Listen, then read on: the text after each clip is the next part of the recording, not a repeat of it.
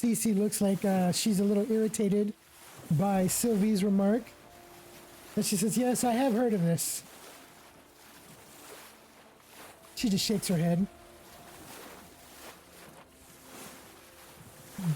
All of you guys at Alaric's table overhear the conversation as the Narf and the human female tend to raise their voices ever so slightly above one another. Think they're having some sort of competition over there. I do, just kind of like chuckles to herself as she takes a sip of her water. Speaking of water, it is about that time when the crew member who's manning the kitchen comes back with some bread and a few rations. Plops it on the table. Thank you. He nods and then goes back to his other cabinet.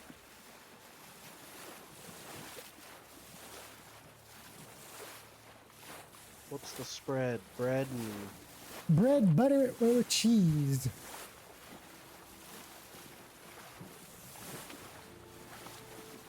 Rat free this time. Rat free? This time. They got a couple cats on this ship to Not that you've make sure seen. there's no mice or rats on it? No? Not that you've seen. Well, while the Alec's gonna pull out his quote-unquote lucky rock, kind of hold it up, take a look at it, observe it some more. He's done his best to kind of clean it up a bit, but there's like this section of it that's a little smoother than the others, because this is where he tends to rub his finger across it. Classic worry rock, huh? The rock itself is mostly black with glints and speckles of blue inside of it. It's not clear from a distance if that blue is gem or metal. I don't know if you want to post the actual image. There you go. That is a fancy looking rock. It's a mineral. Jesus Christ, Marie, they're minerals. That's what I was just gonna say. I was watching Breaking Bad the other day.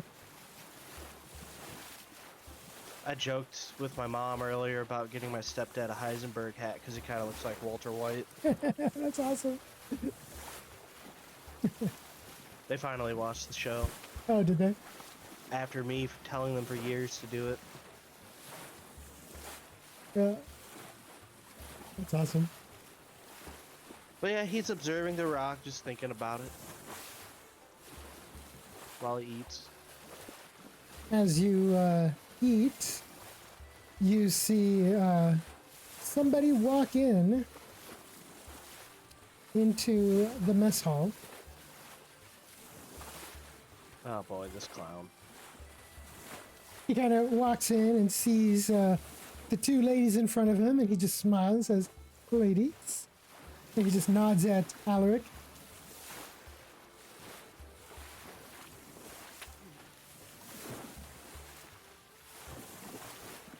He takes a seat.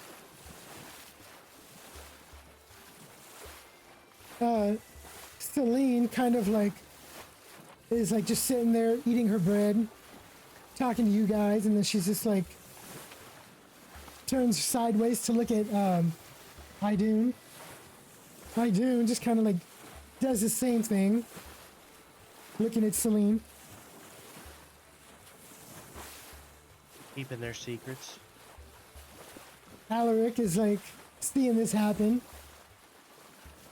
For Tamora, you see Cece, and she's just like, man, that guy is creepy. Talking about Bernard. Lord talks a lot over there. Sylvie kind of like turns to look at who they're talking about, or who you guys are talking about, and then she looks back at you guys. She's all, what's wrong with him? He looks again. He seems fond of relaying tales that may or may not have happened in an effort to woo a lady, per se.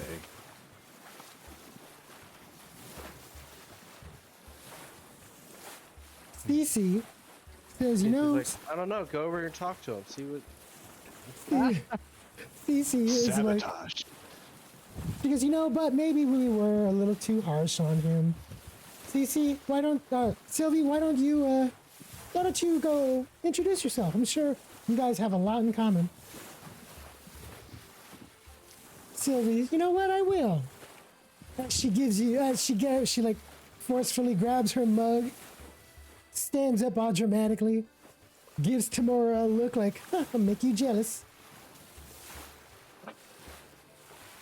Can't say that one might not bite you, lass. She goes over and sits next to Bernard and just starts talking. Cece is just like laughing to herself. She says, I almost feel a little bit guilty.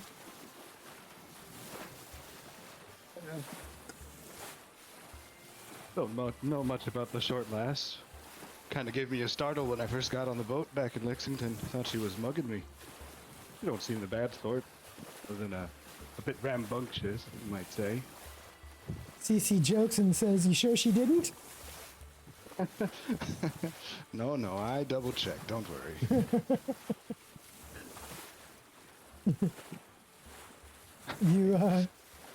You say you double checked. She kind of laughs. Give me 1 sec. Things are in motion. Is it the ocean? The river? The pirates are coming. Pirates. The river pirates. After as long as it took me to do this, I didn't have time to make pirates. But you don't have a whole nother boat to board? Come on, you're boring. No, if that happens, that'll be a theater of the mind. Was not making another boat. Not happening. Oh no, quite alright. We've got to give you a little bit of crap. So, after a moment, you guys hear the sound of, you actually hear, crap, the sound of sword fighting. What was that about not having pirates? No pirates. What the hell? Alaric will just quickly get up and go out to see. Okay. Can't the lad just have an ale without getting interrupted? Alaric, you go out. Your sister gets up, but slower, obviously, so she'll be behind. Cece is like, what is that? I don't know. Sounds like it could be fun, though. No use waiting around. He gets up and goes out with you. There's going to be a huge gathering. A huge gathering. As I attempt to get all these tokens up there.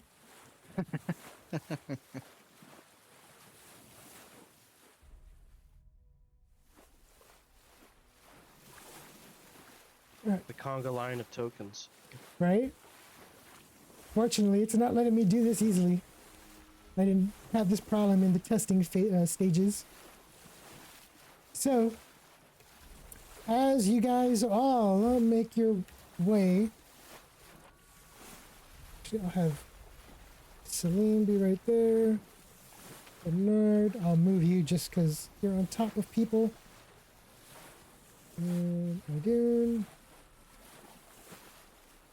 will actually be with Celine. So, who's upstairs?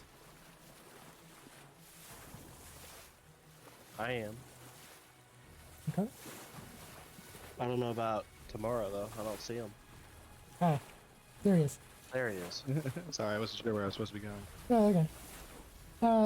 So you guys all go up to the upper deck, and you see two samurai-looking figures fighting each other. Being that Alaric is also samurai, and based off of their fighting, it's not so much fighting as it is sparring. Ah. They are using real weapons, but their strikes are not intended to strike the opponent. It's more of a kata, if you will. But it is fast-paced. So they're just like swinging their swords, clanging with one another, dodging, parrying. This gentleman does a cartwheel evasion. Oop. Let me pull up his token here.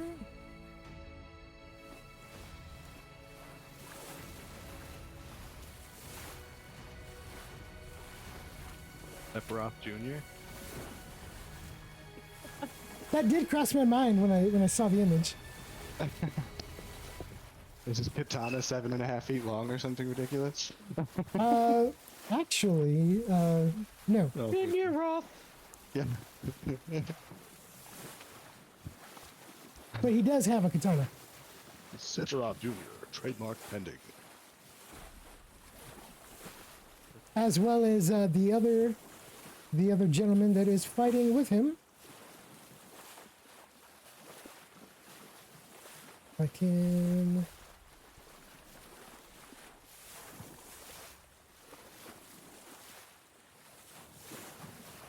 This guy here is wielding what looks like a custom-built gladius. Ballard, I'd like to let you know that I have peanut M&Ms. Is Ballard allergic to peanuts or something? There's a scenario in my house revolving the case of the missing M&Ms, who Tragic. I found out were given away. Oh, even worse. They were given to me. Yep. So, Emotional, damn it! You grabbed some of those while you were up at stairs a lot? yeah, those two are fighting. He has a custom gladius, and the other one is with a katana. And they're just kind of going at it. For Tamora, you see Cece kind of like, ooh, look at that. She's kind of like getting into it. Not a half bad show to drink a pint over, eh? I just want to add, did you notice the token size of Sylvie? Yeah. I also noticed that tomorrow's a little smaller too. This is true. And the Narf. Yeah, it's great.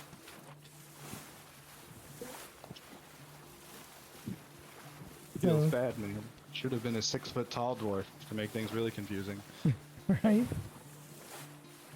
He's a How, giant dwarf.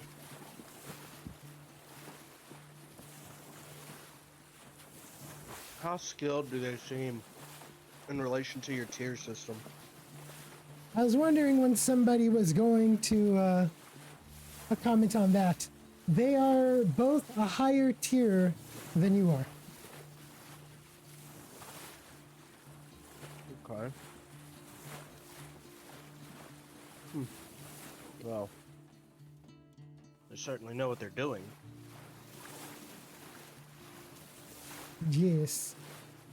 They're going about that. Tamora.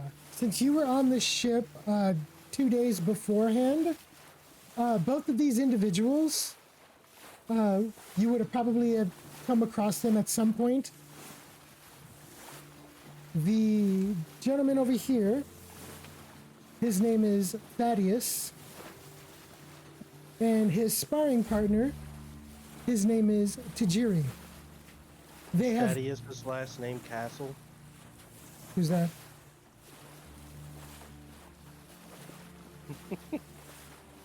Don't worry about it. Yeah. They spar twice a day, once in the morning and then once before bed, offering anybody to spar with them. It's just practice. Oh.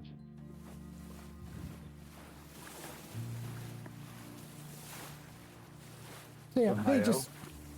I hear they offer to let anybody join in if you want to spar with them. A free-for-all with 3 people? That sounds messy. But interesting. Not wrong. It's a possible situation to get into in real life.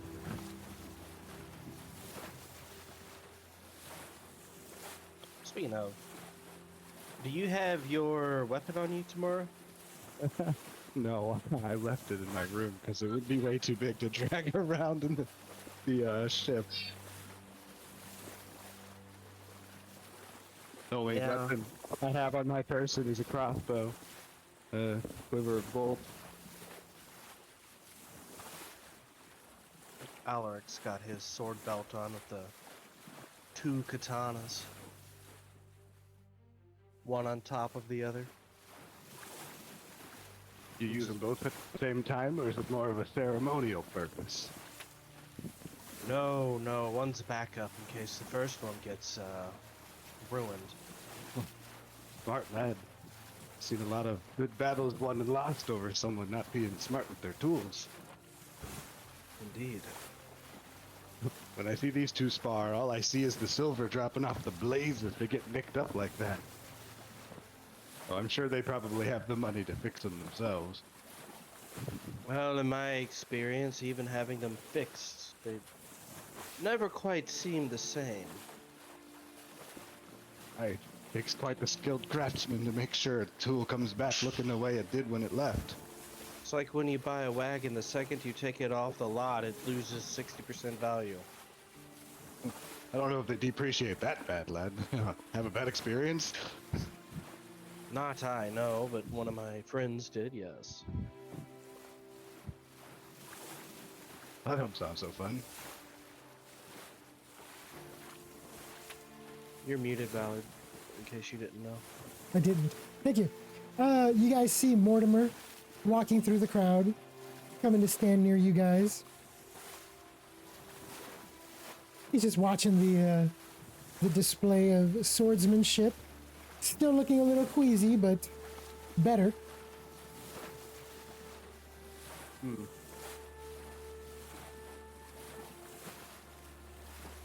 CC, you guys over here, CC, ask Mortimer, doing any good? You're okay? You're not gonna... He says, Mortimer says, no, I'm fine, just don't mention anything. I should be okay. Don't say the magic word. You see CC kind of like, oh, okay. Because when you're talking to him, you gotta go,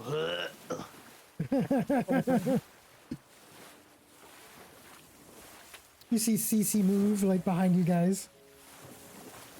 She kind of like moves over by Alaric, and she stands by the railing. Of the 2 duelists, which one of them seems the better of the 2? Okay, so as you're watching them over the course of the next couple of minutes or so, because you do training yourself, you can tell that neither one is trying to outmatch the other. It's almost as if it's a routine. where like they've had this practice down and they're just going through the motions of that routine. Each one getting a flourish, each one dodging or evading said flourish. Is this akin to like, you know how martial arts, to rank up in your belt, you have the, I forgot what they're called, but you have like the little thing to go through? Yep. It's something similar to that. You don't know if these two have been traveling together, but their parrying and their counter is pretty spot on. That makes you think maybe they have. But it almost looks like a performance more than a practice. I will say it does take quite a bit to do as good as they are. Generally, you have to know your opponent quite well. What sword style is it? So Thaddeus, ooh, wow, Thaddeus did not get a high roll. Ooh, but neither did, that's Cece. No, Cece did both. Thaddeus got the 5, and, I beat him! Tajiri got the 7. So Tajiri looks a little bit better, in technique, but just by a little.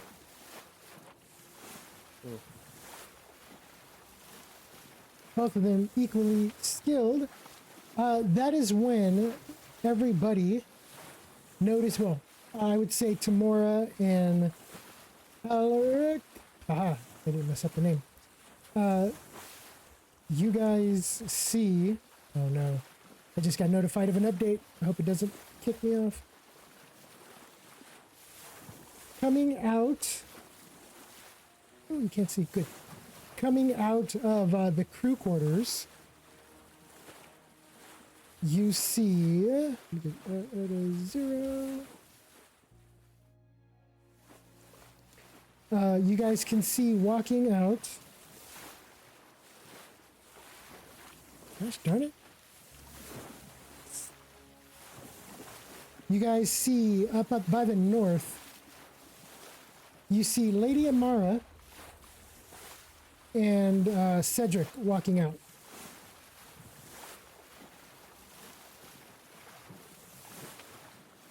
I'll look back towards Celine. And I will speak in Highborn to her. See if you can make friends with her. It might be more friendly if you approach rather than I. Especially given the circumstances of why she's traveling. Girl talk. Celine nods. And she says, come on, Idun. And both of them head downstairs.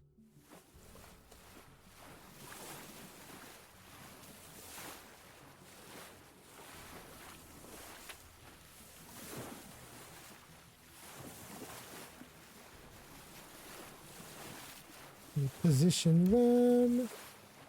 I don't see it on my screen, but can you guys see them below? No. Okay. No. If I go down the stairs, I can. Yeah. Well, Sylvie, I see you got a blade on your hip. You think you're on par with those lads? You up for a sparring session? Who are you asking? Sylvie. Let me see here. Sylvie. As you finish saying it, her wakizashi's in her hand. Not bad form. Bernard, like, whoa, and he like jumps back. I said, back, Bernard, back. Right in front of her, do it. I dare Right. you. Right? You see Mortimer kind of like back away to give you guys some more room. You see the female passenger kind of next to Mortimer. Cece backs away.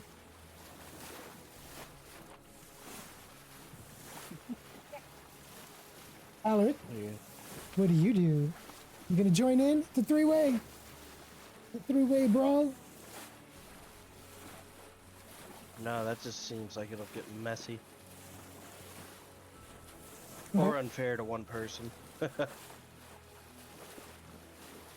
You guys start sparring tomorrow. She's not trying to like really hit you, taking cue from Tajiri and Thaddeus. Go ahead and do you have let me look at the The character only sheet. thing I have on me is my trident and my crossbow. I left my Zanbato in the corridors because I didn't want to drag it around everywhere. Okay. Let's Plus, it's see. probably as big as Sylvie, and it seems like a little bit of an unfair advantage.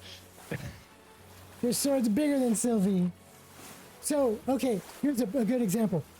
Sylvie's wakizashi.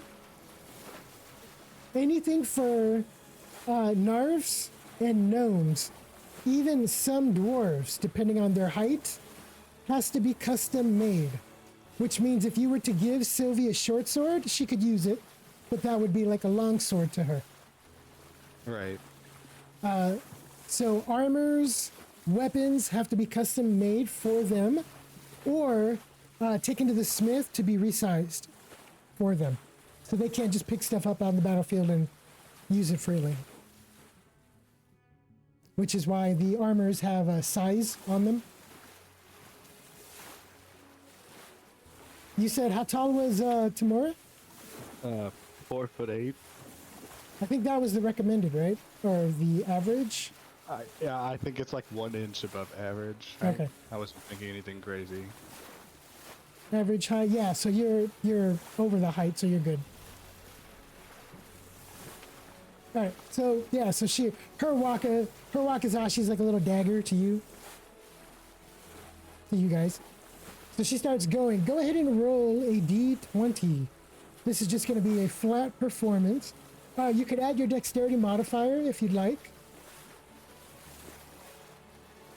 That as well.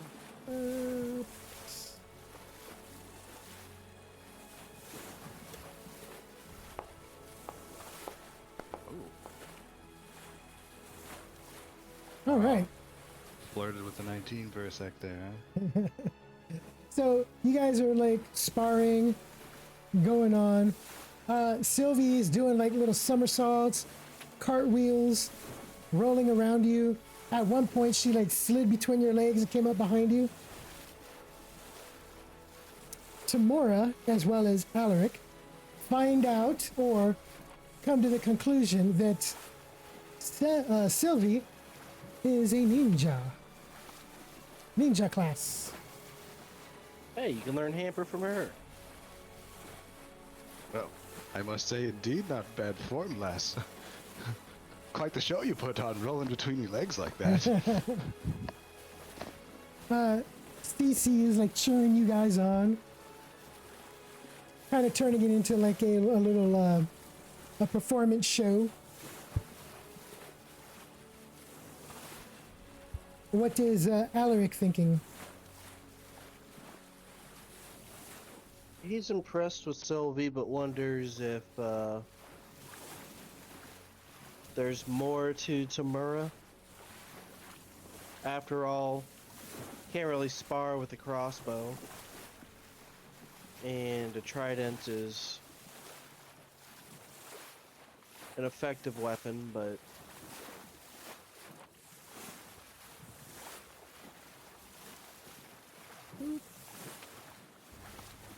You guys notice that walking up to the upper deck, you see Celine on the other side with Idun, Cedric, and Lady Amara.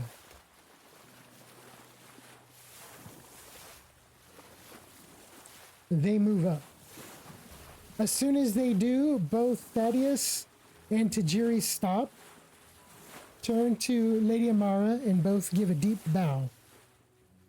She kind of just like puts a hand up and nods her head. And then they go back to sparring.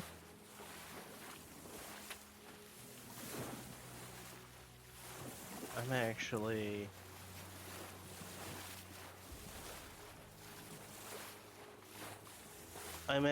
gonna have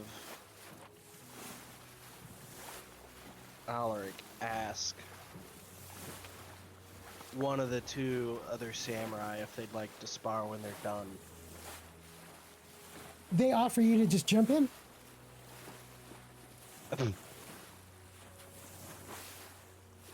Sure, let's go beyond our limits. They even offer for everyone to jump in, like it could be like a big melee. Cece says, okay. And she jumps in. Now, if we're gonna do something fun like that, I think I might be going back to my room for a minute. Oh, got you that excited, does it? Oh no, left old faithful back in the room. It's a bit much for the doorways on the boat. No, well, by all means, go fetch Old Faithful. Does Tamura go get his weapon? No, I'll run back to my quarters and grab my Zanbato and bring it back out. Okay. Alaric sees his Zambato eventually. He's like, what the fuck? Big ass blade. That kind of everybody stops and looks at your weapon. Bit unwieldy, but come on, it can't be that strange. I'm sure you've seen one before.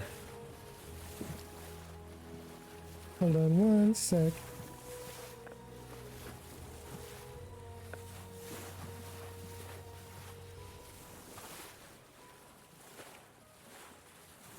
Let's see. I did not expect this, but so you come back up with your Zambato. Everybody pretty much stops, and you see Sylvie. What the heck? Getting you a little narf girl. I don't know if it's animating. It's supposed to animate. It's anime enough, it doesn't need to be animated. So she's all, oop, hold on. I keep forgetting I can't do this. He broke the whole stream. Yeah, you see, she's all like starry-eyed at you. Coming up with this big old weapon. She like steps out, steps to the side. As she watches and everybody kind of like gives you guys a little bit more space. Everybody who's in the melee, go ahead and roll a d20 plus dexterity.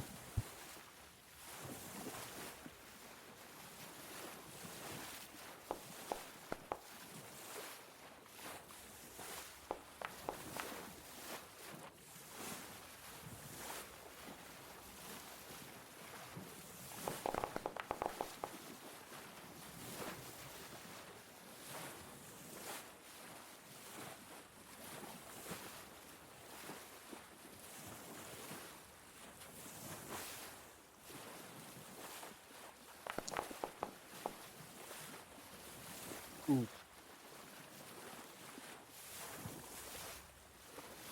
They're just holding back to make us feel better. One of them might be. The other one screams maximum effort.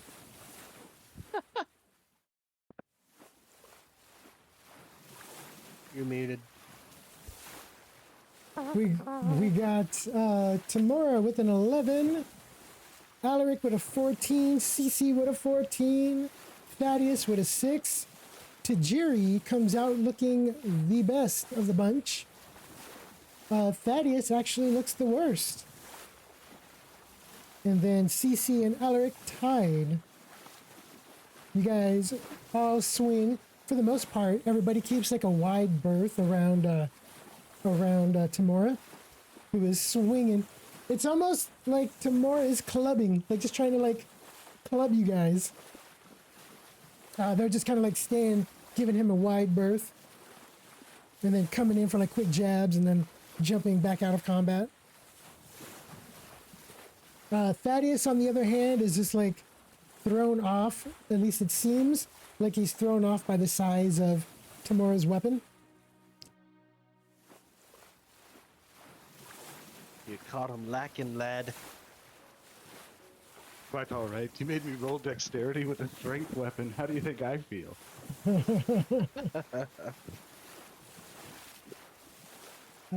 Let me just see real quick.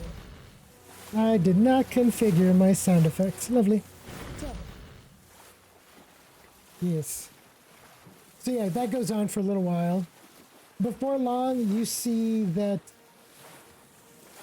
the group with Celine, you see the group with Celine go back downstairs.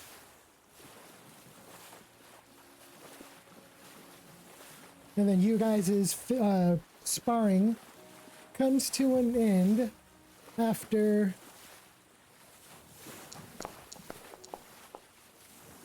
about 20 minutes of just good sparring. You guys got a very good workout. Thaddeus and Tajiri introduced themselves to the both of you. That was a good workout. We do this twice a day if you would like to come in the morning and then at dawn. My name's Alaric Pendragon. Pleasure to meet you both. Let me see who's who. Thaddeus has kind of a neutral tone, whereas Tajiri has an oddly deep voice. And they both say, "Pleasure to meet you."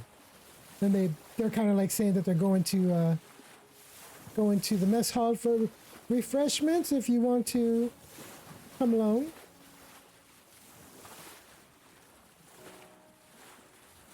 You see, Cece's. I need a bath after that. Or not Cece, sorry. Yeah, Cece. She's all like drenched. What were you saying, Tamara?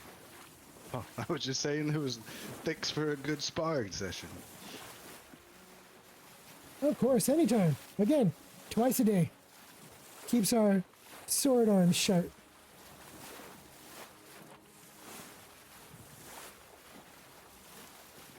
What a weapon you have there. It could use some work.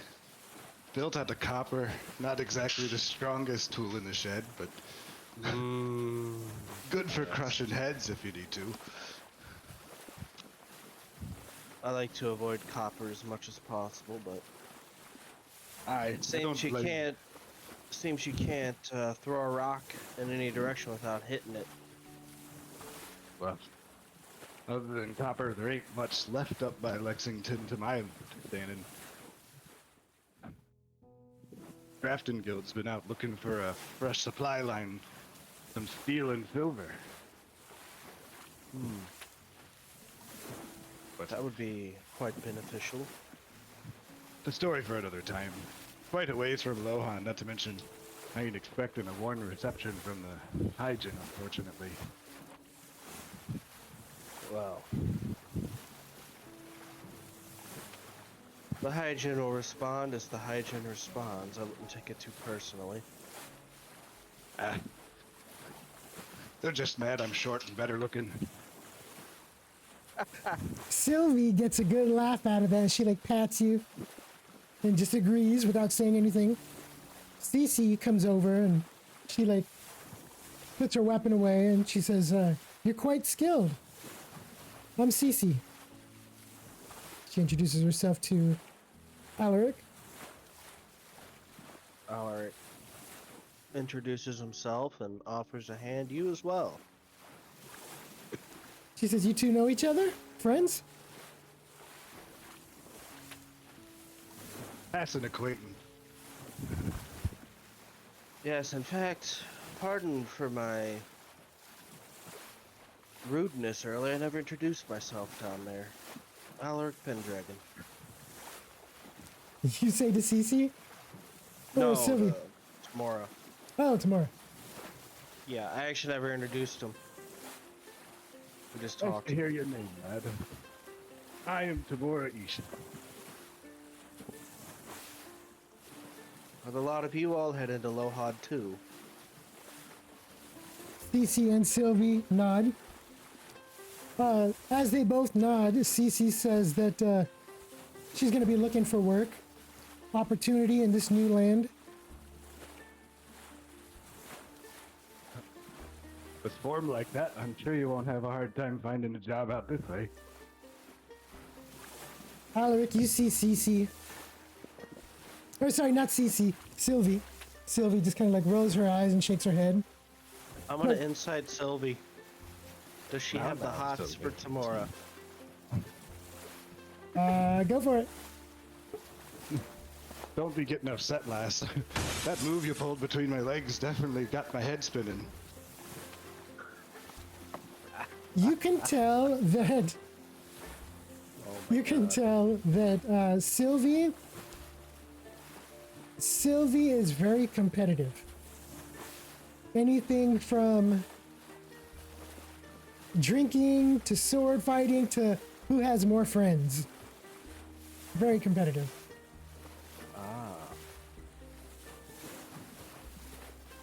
That's at least that's what Alaric thinks is what's going on. The fire's a competition.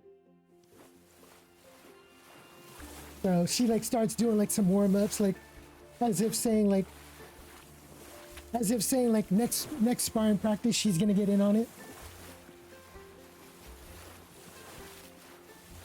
She was just a little surprised at Tamura's weapon. In fact, she says, "Do you need help carrying that back down?" I appreciate the offer, lass, but gotten quite used to the weight of it after the past couple months of training, so ain't such a big deal. Sheet it back up and strap it on my back, kind of sideways, so that I can actually walk without it dragging on the ground. Yeah, scraping up the board of the floorboards. Of course, I'll be going through all the doors sideways for a little bit, but there are worse problems to have. Right. Everything's kind of sideways after a few ales. Cece says, "Does that balance you out then?" What? You're not wrong. So yeah, you see the female passenger. She's over there, and everybody go ahead and roll an awareness.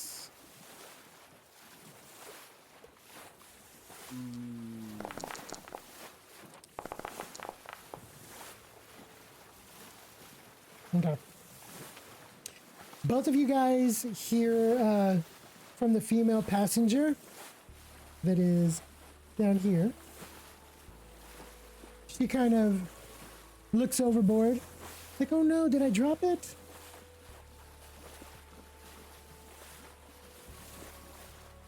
Is it the heart of the ocean you're looking for? Do you say that to the female passenger? No. Hopefully it's not your child you dropped overboard. I didn't, you know, out of all that, I didn't think to get a splash sound effect. A couple good water drop sound effects. Right? What's the matter, lass? You dropped something? It is my locket. Maybe I left it in my room, and she leaves. I don't like to be pointing fingers, but you know, it's a bit odd that Bernard disappeared and didn't do anything interesting. No. It was probably Mortimer. He had a strange vibe when I met him. I don't know this. Who this? Is that the lad you were talking to earlier, low and chunked? Yes. I woke up earlier this morning thinking I was going to be doing the same thing. The whole boat thing's really not for dwarves.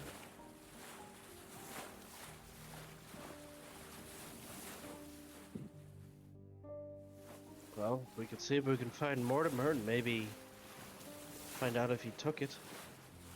Well, You I have another see... Oh, sneaking that. suspicion. Not to cut you off, Ballard, but You know, when I first hopped on the boat back in Lexington, there was an odd ship hand that looked like he was about to crap his pants when he talked to that. Who was it? Cedric? I think he said his name was. Fine dressed lad. I think you ate the breakfast with him. Yes, Cedric. Now it's possible he might have just been worried he's going to get his pay docked or something for dropping all them boxes, but he did seem a bit suspicious. You know. Is he still on the boat? I'd imagine so. He looked to be a deckhand.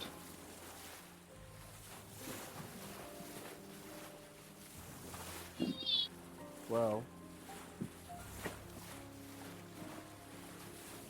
we can speak with Mortimer and say that there's a 5 silver bounty for it. Same with the deckhand.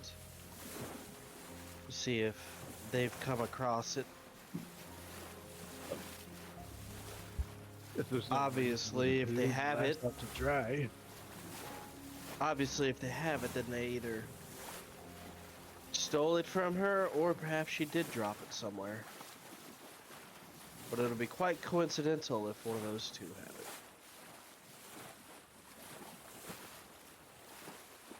When you say that, you see Cece look at you, Tamora, and she kind of like gives you like, I told you. And then she looks at Sylvie. Discern anything interesting from talking to that lad? Who are you asking, Cece or Sylvie? Sylvie. Okay. She says, who? The gent you sat down with after. Oh, Bernard? She says, oh, Bernard. Yeah, he's not too bad. He's not too bad. A little talkative. Cece's like, I told you. And she walks downstairs. Yeah. Just be keeping your eye on him. Don't. I doubt you'll be letting your guard down the way you fight, though. She follows you downstairs.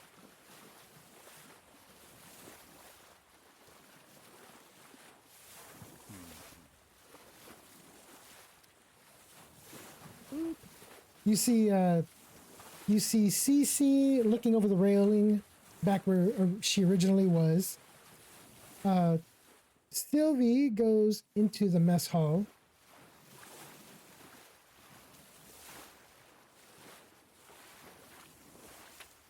What are the two of you going to do? I went into the mess hall and saw him in there, so I don't know if Tamura's gonna follow me in here or what he's gonna do. Might as well be getting a drink at least. Okay. You guys walk in. Alaric, you take a seat down with Mortimer and Bernard. Tomorrow you join. I'll be nice and sit with Sylvie. Sylvie. Okay, you sit with Sylvie. You see her just like looking around, smiling.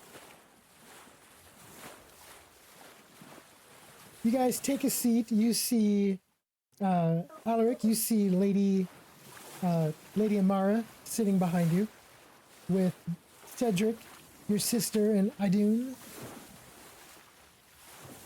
You see Mortimer pull out a deck of cards and is starting to deal.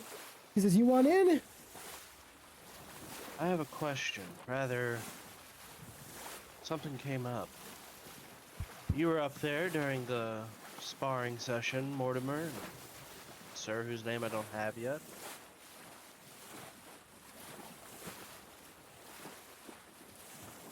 You're muted. He says, yes, we have yet to meet. I'm Bernard. And he puts out a hand. Alaric. He shakes the hand.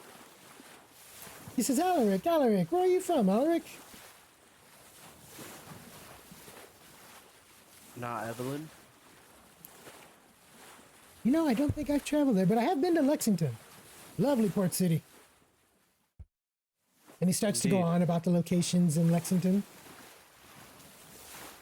Now, one of the female passengers lost a locket up there. There's a 5 silver reward. If either of you saw it or have found it. Mortimer. Mortimer is like, 5 silver. A locket, you say? Yes. Interesting. He's like thinking about it. Mortimer. It's a shame. Things go missing like that. I'm gonna incite him. Okay, give me 1 second. As Tamura merges with him. Sorry, is my kid pushing my keyboard? Uh, Ez, can you not touch the keyboard, buddy? Sorry. I thought you were distracting him and Tamura was trying to pickpocket him. Oh, Yeah, these are definitely not the characters for that. Right. pickpocket, more like intimidate him into emptying his pocket. Can I roll? Yeah, go for it. Sorry.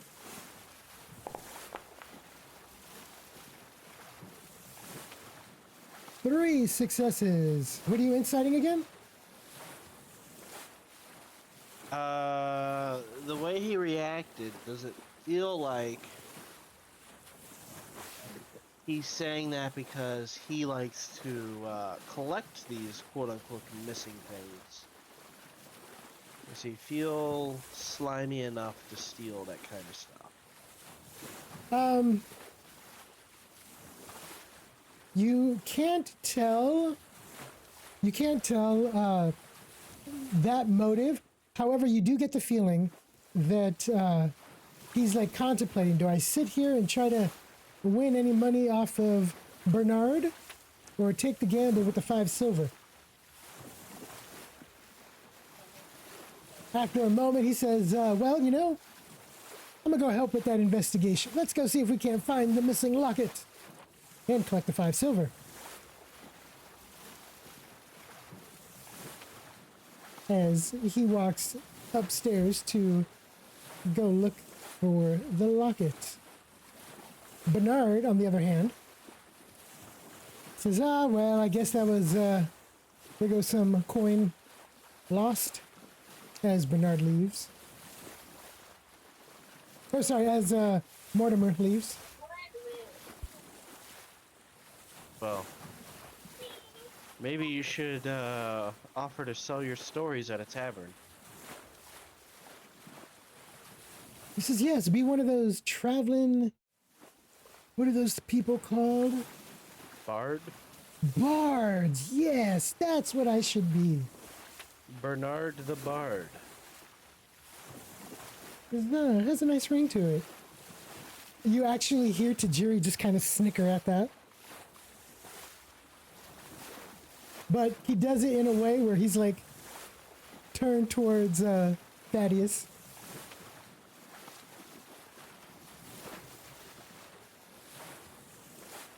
I'm gonna passively listen to what Cedric, Amara, and Selena and Dune are talking about. You listen in from there. Sylvie, for Tamura. Sylvie is kind of just going on about, did you craft your own weapon? Sure did. One of the first things I ever made. She's I only seen you come in with like your one bag. I didn't see you come with like a bunch of luggage. You bring in all your tools? Mostly just some mobile weapon smithing tools. Could it really bring a forge or an anvil onto a boat now, can you? She kind of looked at the boat. She goes, while the boat is pretty impressive, I don't think it's equipped to handle something like that. The cargo hold is, I guess, may be able to fit, I guess, but that'd be a big travel. A a big traveling burden. Fortunately, I came alone, so not really much capacity to carry a lot. She just kind of, she nods. Give me 1 second as I look up her.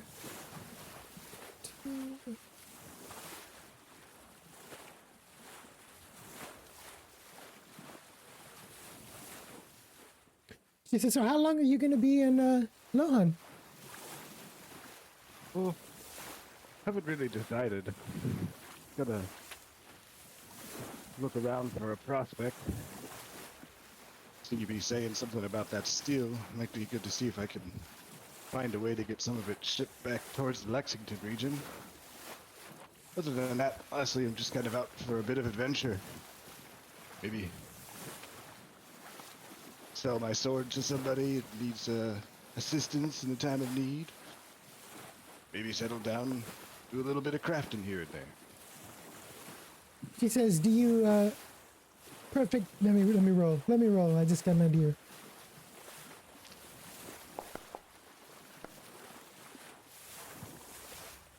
She says, do you know anybody in Lohan? Are you staying with anybody? Girlfriend, wife? No, nothing that fancy. The solo travel. My mother's been there a few times. Told me a decent tavern to stay at, but that's about all. You see her get this grin on her face. She goes, oh, so you're going to be staying at the, gosh darn it. I just got the name and then I forgot it just as quick. You're going to be staying at the Dawn Star Inn? Me too. Fancy that. I mean, last career skills should be quite helpful. She said, I've been there once or twice before. Of course, this was before the Empire took over. I hear it's a town now. Well, heard it was quite the town to behold quite a few years ago. I'll have to see if that still checks out today. Well, maybe not specifically today, but... She says this trip should only be 30 years. No. 7 years. About 7 days. It should be about, yeah. It should be about a week trip. Oh. Have to make sure I cut back on the ale a bit then. Rocket of the boat's still making me feel a bit queasy. She nods a bit. For Alaric, you overhear the conversation. The conversation pretty much consists of Cedric talking about plans that he has when he arrives in Lohan. He keeps it pretty vague, other than the fact that he's going to be making a trip to go see Lady Amara's soon-to-be husband, and then making arrangements for a wedding. But as he's like describing everything, it's not a done deal. In fact, they're on their way to Lohan to present a gift to I forgot his name. Thalos. They're on their way to go present a gift to Thalos and make introduction with Lady Amara to try and get him to agree to the marriage. So they haven't even met each other before.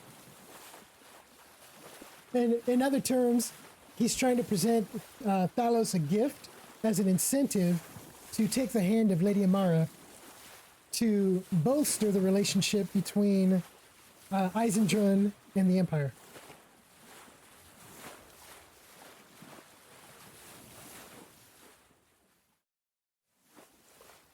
I will move over, tell them to pardon my interruption a moment, and I'm gonna lean in and whisper to Celine's ear. Uh-huh. and in Highborn, ask her to see if she can extract what they know, what kind of a man this Thalos is.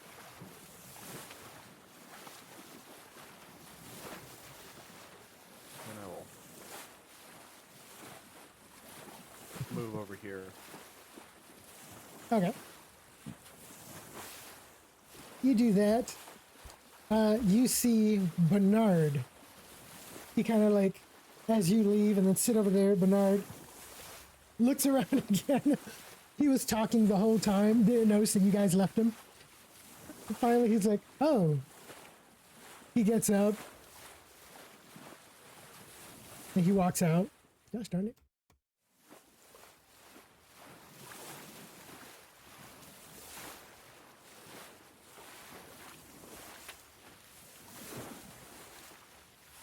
So tomorrow you see Alaric sit with you guys.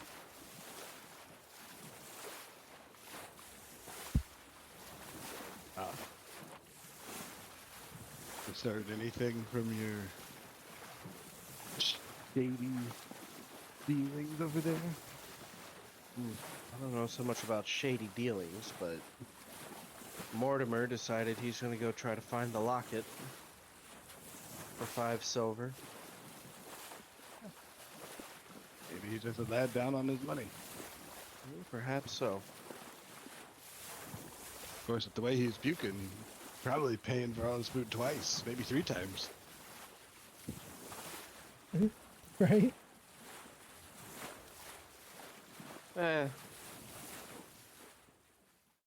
He'll get his sea legs eventually. Last year says we're about 7 days out of Lohan, so we might be in for a bit more rocky ride. 7 days. Didn't know this was Halloween theme. It's just a 3-hour tour. So you got your smithing tools on your belt? Yes. I'll be right back. Gotta use the restroom. Keep going. You know what he says? So you're a smith then? Aye, lad. I'm from a long line of smithing family, actually. Part of a small smithing clan outside of Lexington. Sudra. Don't know if you've heard of it. Kind of a small town, but highly skilled craftsmen out that direction. I'm gonna roll a lore. I don't know what he has it set to, so I'll just go off of that.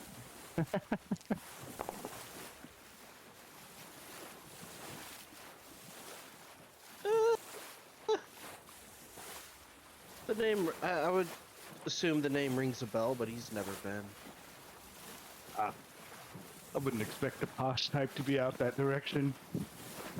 Unless you be Posh. commissioning something of a work of art, per se. Can't say that I'm posh. You be looking the part, at least.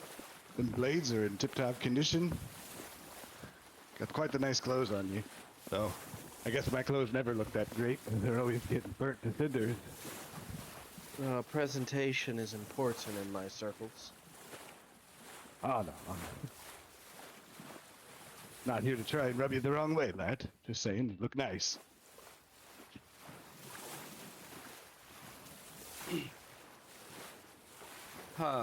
Thank you. How skilled of a smith are you?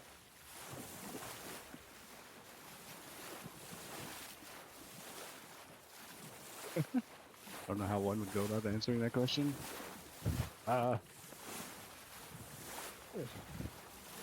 Say a modest hand at the forge. Still in the learning phases, but crafted this blade here on me back. Of course, like I said, crappy copper. Is that because you couldn't get better materials? Aye.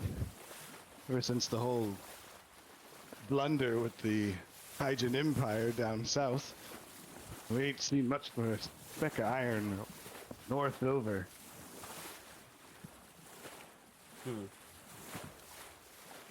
That's unfortunate.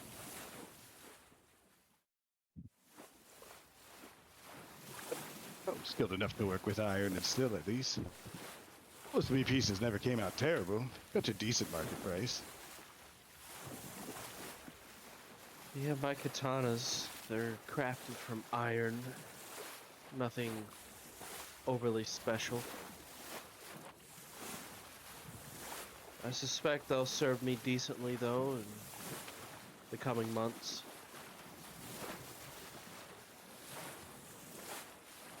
Until Have they you need got to to be... run somebody down? No, not planning on it, but better prepared than not. Oh no.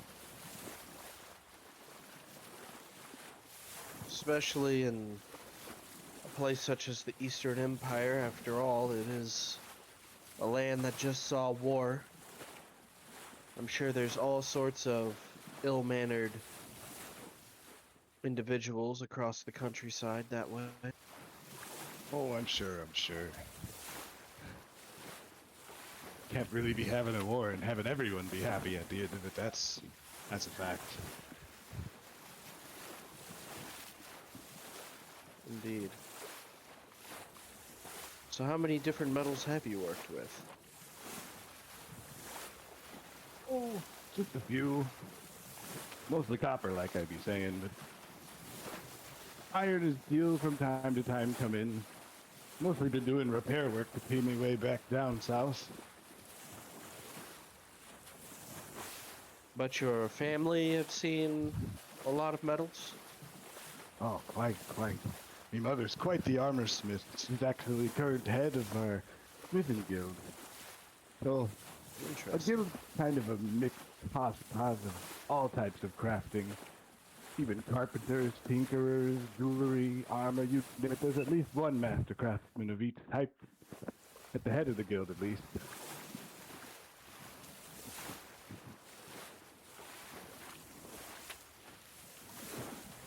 Alaric thinks for a moment. And you're knowledgeable about the properties of different metals? Wouldn't be much of a smithing dwarf if I wasn't. I'll tell you what. Later this evening, come to my room. I have something to show you. Well, oh man, that doesn't really roll off the tongue very well, does it? I have some rocks for you to look at. Oh, wow. Now. There ain't be three of What'd them, he and one say? of them harder than the What'd he others, say? right?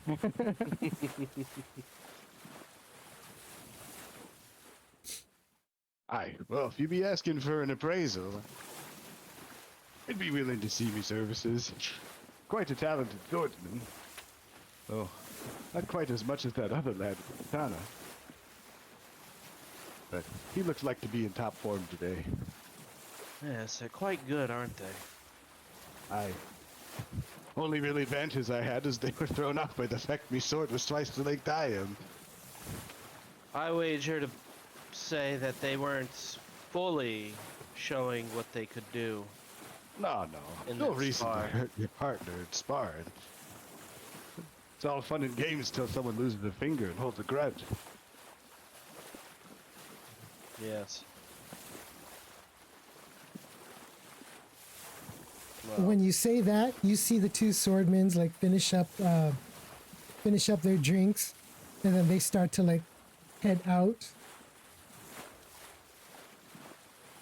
Oop, crap. Screw it. Two down. You just threw one of them into the ocean. I did. He was looking for the locker. Yeah. Right.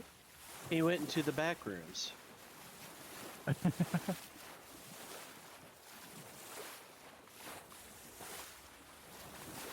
There we go. This should hopefully get rid of him.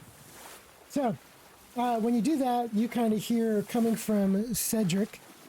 He just kind of gives out another boastful laugh. And then he says, he said he would be a fool to deny such a lovely gift.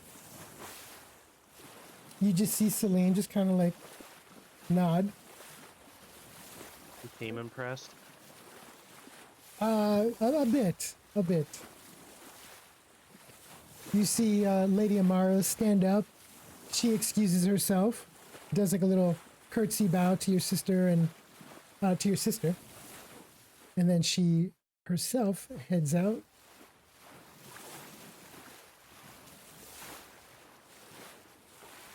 You know, I find it a bit odd they only sent 2 gents to watch that lass. I feel like going to slightly untamed regions with someone like that's bound to draw more attention than 2 men could handle. Well, it's only a problem if there's an attack on the ship, and Aye, don't get me started. I can't even imagine trying to swim out of here with Old Faithful. She'd be at the bottom of the river. You see Sylvie shiver. She was like, I don't want to. And she kind of like gets up and walks over to the window. I don't even want to think about having to swim.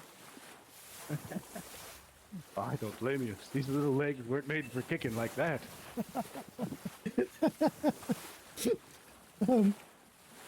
She says, do either of you know how to swim? I can float.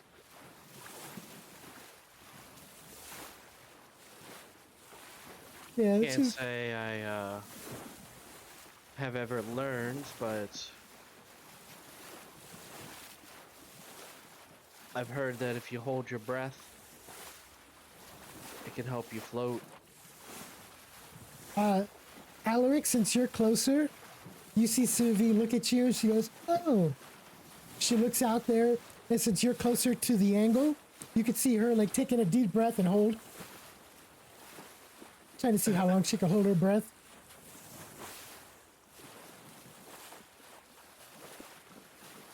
So I've only ever been told about how people swim. I've never tried it myself, really. You see the crewman walk over to Sylvie, and he says, excuse me, you're turning blue. Breathe. She lets out the puff of air. Oh, okay. Whew. And he's just kind of like shaking his head as he walks back to his station. Well, I'm gonna go see if there's anything to do on this ship other than sit around in here. Aye. Suit yourself. Probably finish me water. Head back to me quarters or see if there be any tools on the ship needing repair. Well, good luck with that. See you around tomorrow. Take it easy, Oliver.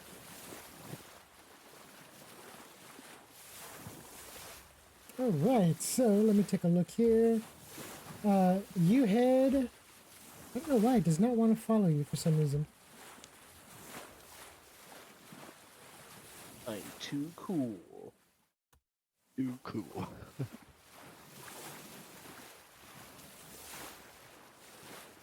No. Something about your token does not want to allow me to follow you.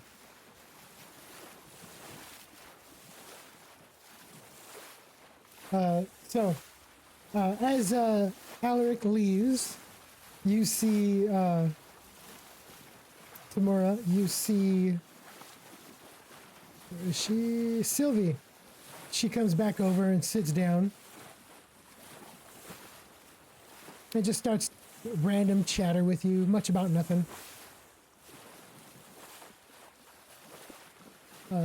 For Alaric, you are back. Let me click on you over here. Haha. This doesn't want to work for you. You go out of the mess hall. You make your way across the deck. You are on the upper deck where you see a ship guard as well as the captain, Captain Finian. I'll, At the sail, at the wheel. I'll call out to Captain Finian. Good Captain, is there anything to do on this ship? Any You look over. fishing rods or... He says, the passengers, you have the life of luxury. However, if you would like to help, there's a mop and a bucket down below. You can help clean the decks. It's looking mighty filthy down there.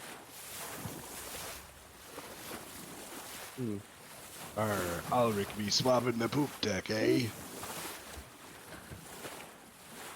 I'll keep that in mind. And I guess I'll just head back down. Okay. Saying that I'm... There we go. It is very strange. I saw somebody... I guess he's on this, Uh-huh. but he doesn't show up on this level. Yeah, that's one of the many issues. There's like some bugs that I have with the levels. Like on stream, I had to switch scenes because you're like, the ship disappeared for you. But when Tamora walks out there, it shows up. I don't understand it. It's the magic dwarf. Right? Let me refresh. Maybe that'll work. So yeah, you kind of walk around. You see people out on the decks. You see Mortimer. I believe it's Mortimer. I'm trying to refresh here. Yes, You it's see Mortimer. Mortimer out there talking to one of the female crewmen. As you walk by, you overhear him saying something about someone losing a pendant or a locket. Where are you at, Alaric? I want to see something. I'm on the upper deck where we were all sparring. Upper deck. Let me go up there. I'm going to delete you for a second to see if maybe that fixes the issue. Oh no! You have been deleted. Ah, what the hell? I have no clue to your existence.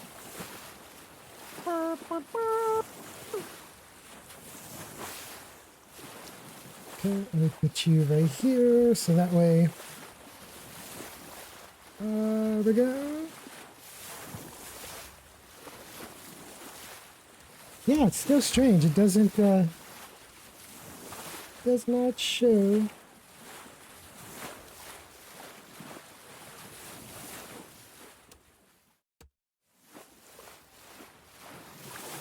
Okay. Well, yeah, so when you come out, you hear Mortimer just asking about the locket, if the female crew members heard anything or seen anything. I guess while I'm up here, I'll look around for this locket. Okay. Maybe it dropped during the spar and got kicked somewhere up here. Yeah. Go ahead and roll investigation. I'm so good at this.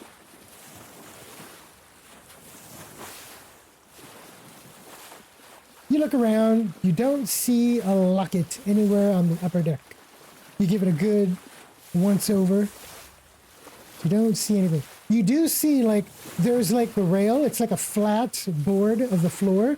And then there's like about a foot or two gap from the floor to the rail, or the first rail. Most people would put their foot up on there as a resting rail before you get to the upper rail. The side of the ship, like where I'm standing in front of, does it have like little holes for water to go in and out of, or is it like solid, or is it like a lot of little holes? It's a solid, flat, it kind of like, it's angled. Let me go up to your deck. Upper deck. So where you're at on the rail, it's shaped wood. It's a solid, flat siding. There is a hole shaped like an eye. Because if you zoom out a little bit, the front of the ship has an angle of like a bird with a little beak. Right. And on the side where you're at, there's like a little hole. It's like a viewport for where the eye is supposed to be. It has them on both sides, but that is more of like a viewing window, rather than a water valve intake release. So it's just flat.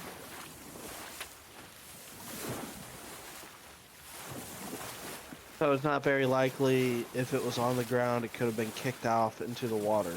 If it did get kicked off the ground, it would have gone straight into the water. It would have slid right down the side. Okay. Yeah. Well, I guess he will think about he'll pull out that letter again that he has, read it, and think about his mission. Okay, you pull out the letter and start to read.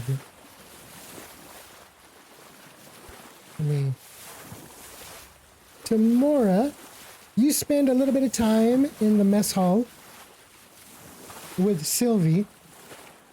Time flies. She's just there, just like, she's not like talking your ear off, but she's making a lot of small talk with you.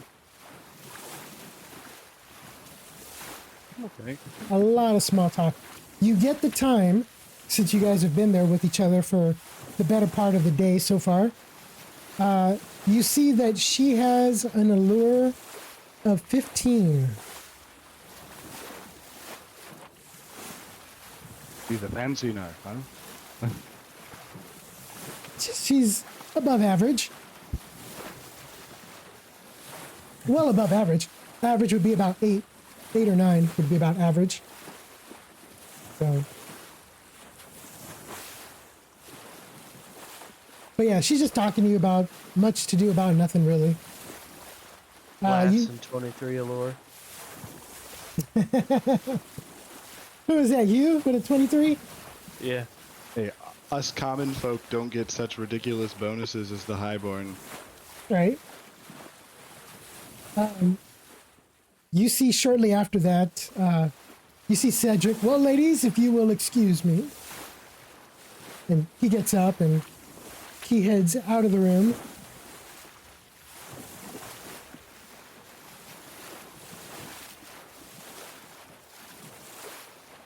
You see Celine and Idun in there, like, just looking at each other, talking. They start talking in a different language. You overhear it, but you can't understand, I don't believe. Unless you have No, another... I don't. I don't understand highborn. Okay. High elf. High elfinese, I don't know what you called that language. High elfinish. Right? Yeah, so then eventually the two ladies get up and they also walk out.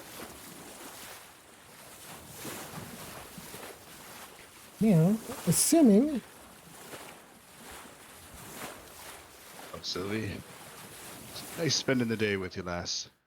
Think I'll head out and see if there's anything else needs doing before we hit the hay. She nods. She goes, I'll see you around. Take it easy. There's no escape. Just playing. There's no escape. Right? It's fine. I know where you live. You live on this boat. For the next 300 years. Empires will have risen and fall. Technology would have boomed and we're still on this fucking boat. Right? They have better boats. It's just like 200 years later, you see like a steamboat pass by. So, Just like, Right. what the fuck is that? down in this area, like the area that we started in, are these all just cabins? I don't want to go around opening doors. Or could I? Oh, they're locked, darn.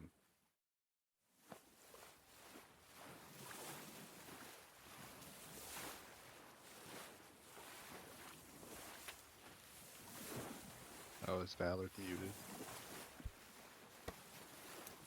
That first deck that you went down is the crew deck. That's for all the crew. And then the second deck that you're in now is the guest quarters.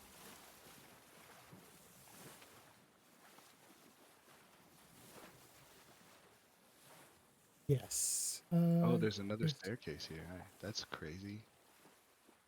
Oh, that's where the storage hold is. Okay. Yeah. Yeah. You go back to your room. See, it's so odd. It shows the decks for Tamora, but when I try to go to Alaric, it doesn't want to like show anything.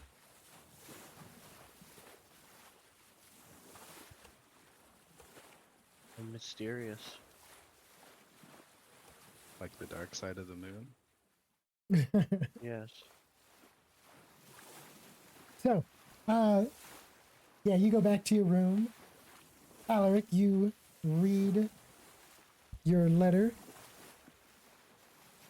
Contemplate.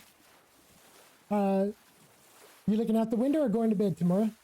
At this point in the game, I'm going to say it's like afternoon, mid-afternoon.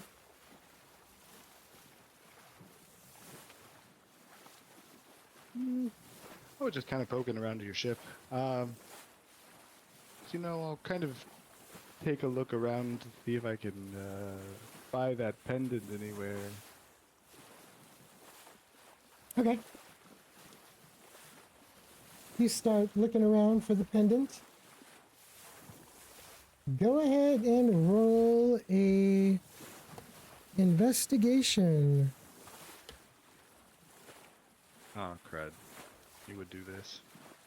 Put a whole 1 point into it just in case I need it.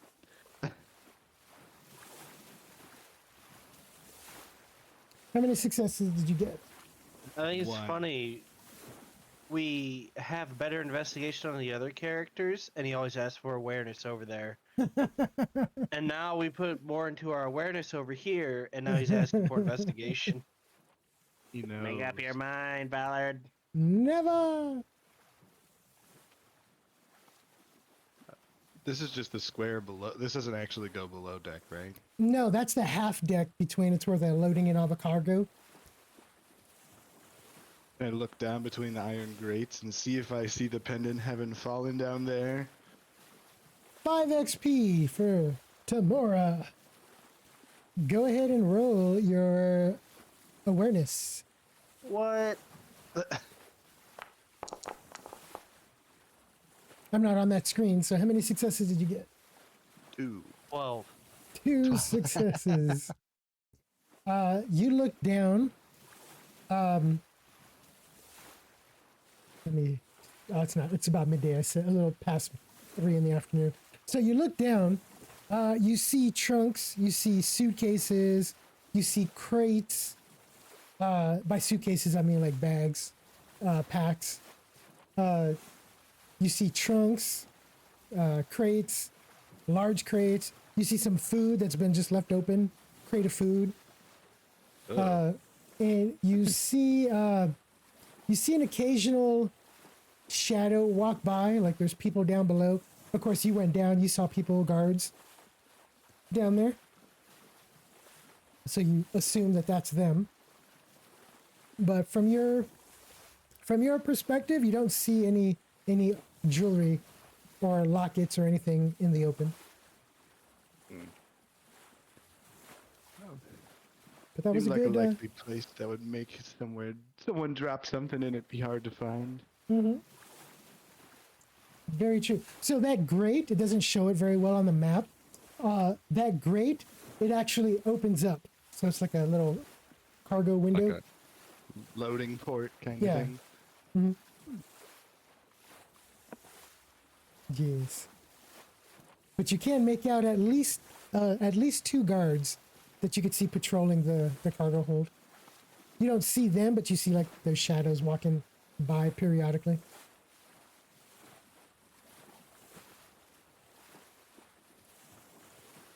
Fair enough. And then, of course, the ladders on the sails leading up to like the crow's nest.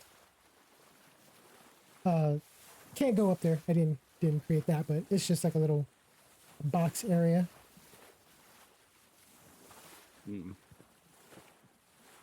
Well, probably won't be seeing anything down there unless I go look for it. Something tells me the guards aren't going to be too keen on me wandering their whole ship. As you come up the stairs, though, Tamora, you see Mortimer And he was looking at you, looking down the grate. And when you came up the stairs, he says, "You know, I did not even think of that," as he walks past you and down into that area as well. And he like moves. Don't be getting yourself in trouble down there. You see him like looking down there like you were.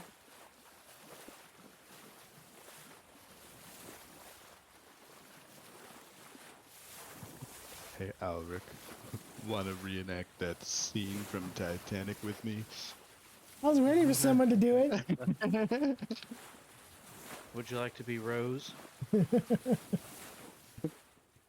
mean, it'd probably be more fitting. You'd be able to hold me up.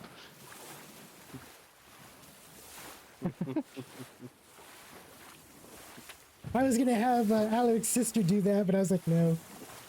Give somebody else a chance. Should get Lady Amura up here and do it with her. Right? Find out Taushin's like Billy Zane.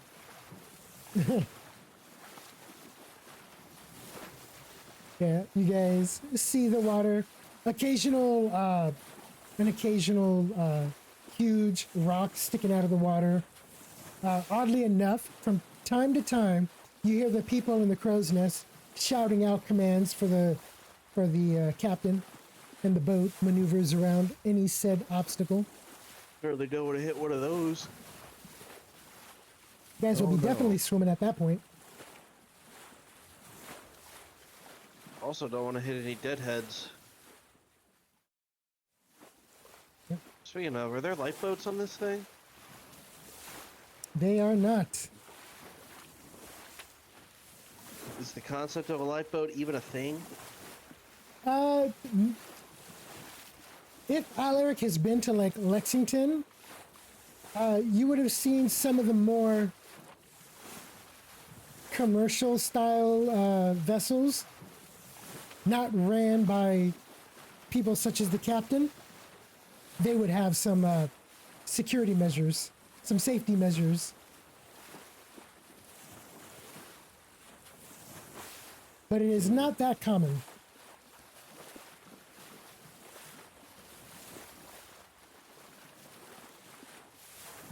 I see, I see. So if you guys, Go ahead. so if you guys get into any trouble, We'll be using a shield as a flotation device. right?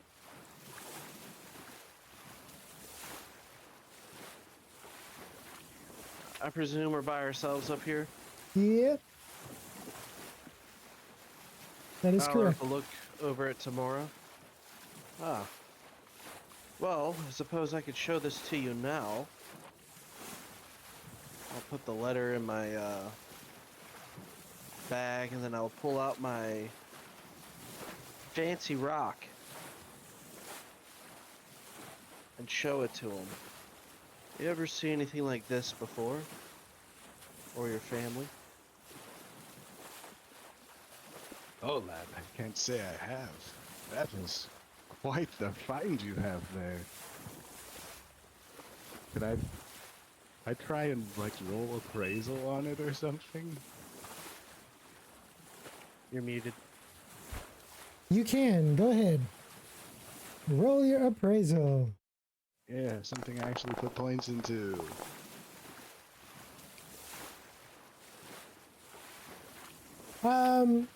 You can say that the value is definitely more than copper.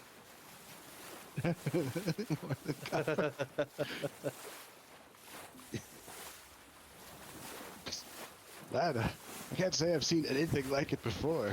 I can tell you it's no copper. Though, you probably already discerned that for yourself.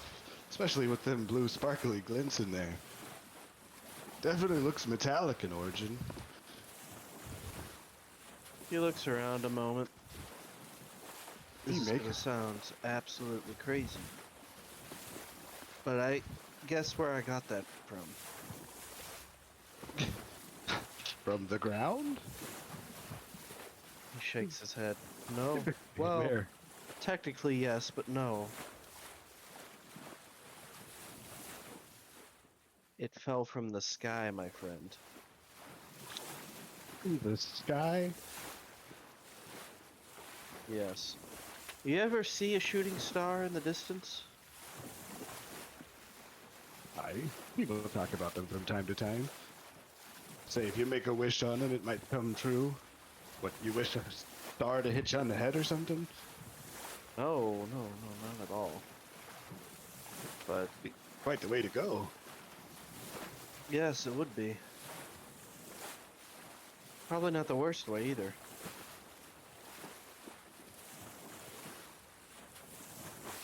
No, I just happened one night to witness one. And, went to go investigate and I found this.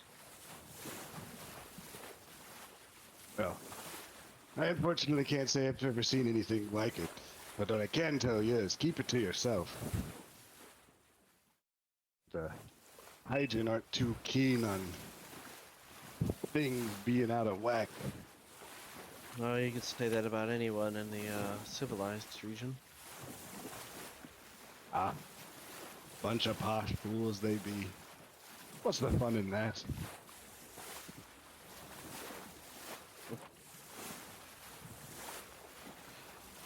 I think it's just worry of the unknown. Ah, I'll put the definitely worth more than copyright back in my bag. Okay. you know So- that. If that could be worked into a piece, that would make a fine pummel to a blade. Yes. Looking Well- at it, I doubt you'd be parting with it anytime soon, or for any amount of coin I could muster.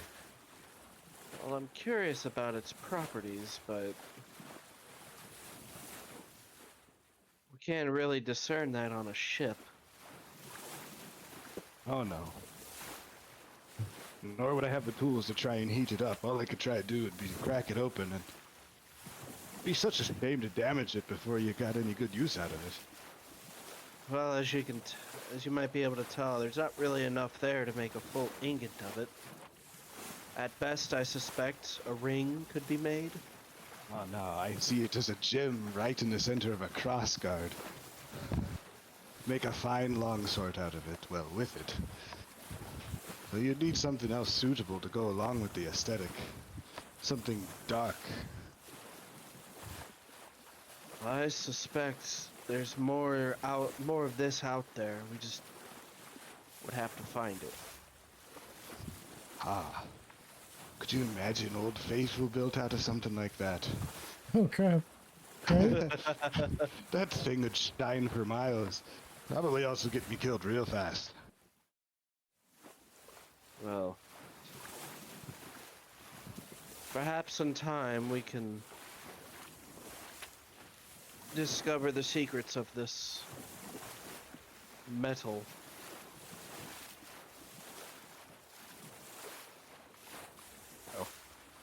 If you finding any more of it, I'll be wandering around Lohan for a while, seeing if I can chalk up work or see about securing some trade back towards Lexington. Oh, you're looking for work and wish to secure trade. With the lack of materials flowing back towards me hometown, haven't really had a whole lot of crafting be going on other than copper and basic repairs. Bit of a Tell you shame. what. Perhaps we could join forces. I'll be in Lohan for quite some time. My duties there are, well, they're not going to be over swiftly. Looking for a bit of adventure? Couldn't hurt to stay with you for a spot. So, I do have to warn you, that Sylvie gal been following me around quite a bit. I don't know if I'll be able to shake her once you get to Lohan. Hope you're ready to deal with that kind of baggage. I think that baggage is more for your concern. I think perhaps, kind of looks around a moment. I think she might have an eye for you. Oh. Not a bad-looking lass, but your mother might not be so happy about a non-dwarf. I do admit, though, the beard does complement your features quite well. Ah, too kind, sir, too kind. I can definitely understand where a lass would come from. He kind of rubs at his beardless chin. Makes me a little envious. Ah, nah. You elves are too fancy to be needing beards to make you look any better.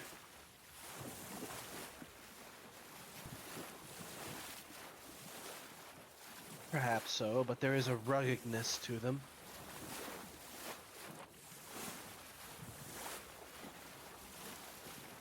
You're muted. So, as you guys are there, day turns to night.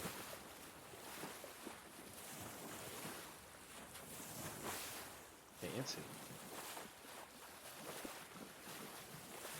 You guys are there. Time passes. You guys quickly learn that there's not like much in the way of entertainment on this vessel.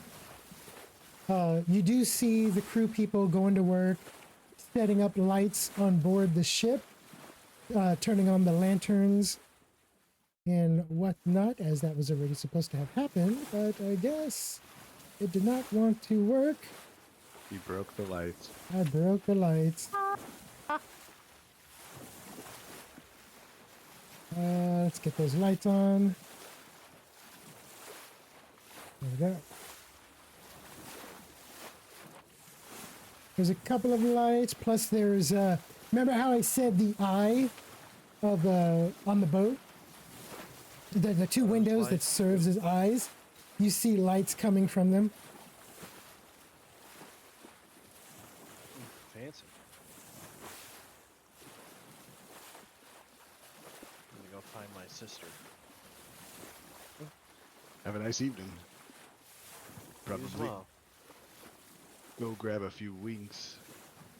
Cut. You find your sister. Let me. Don't know why that happens. You find your sister in the mess hall. I'll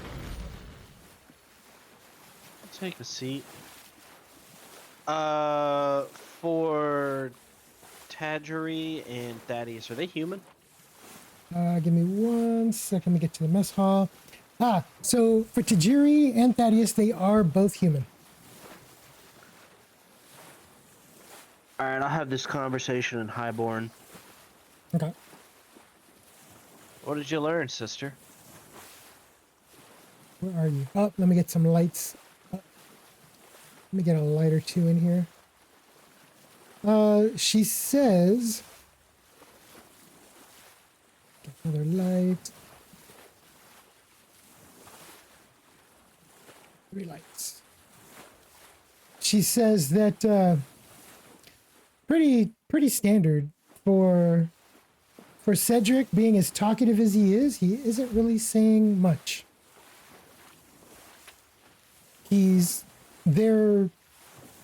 Cedric is proposing a marriage between the Hygiene Empire and his family. And he is going to present Lady Amara when they arrive in Lohan. He's also bringing them a gift. In his words, this is Idun who cuts in his words, a very luxurious sword hilt. So they're presenting Lady Amara and giving him the gift of a sword hilt. A decorative, practical sword hilt.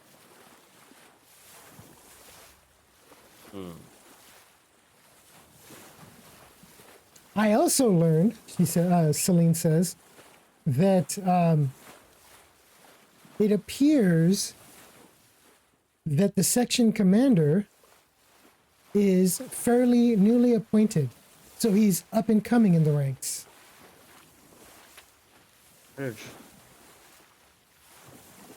Most interesting. Idun says that explains how we heard, how we got his name.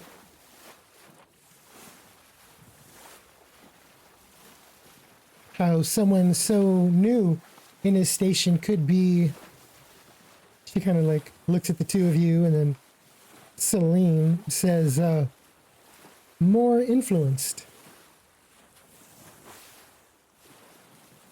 Wow.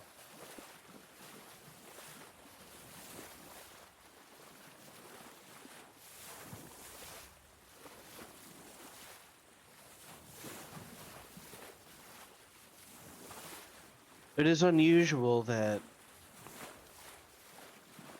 Eisendrun is making such a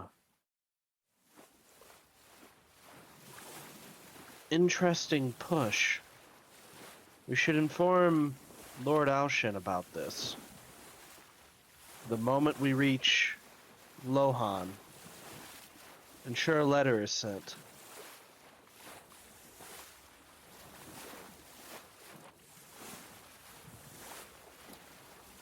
Right there, you guys hear a bell go off from the crow's nest of the ship.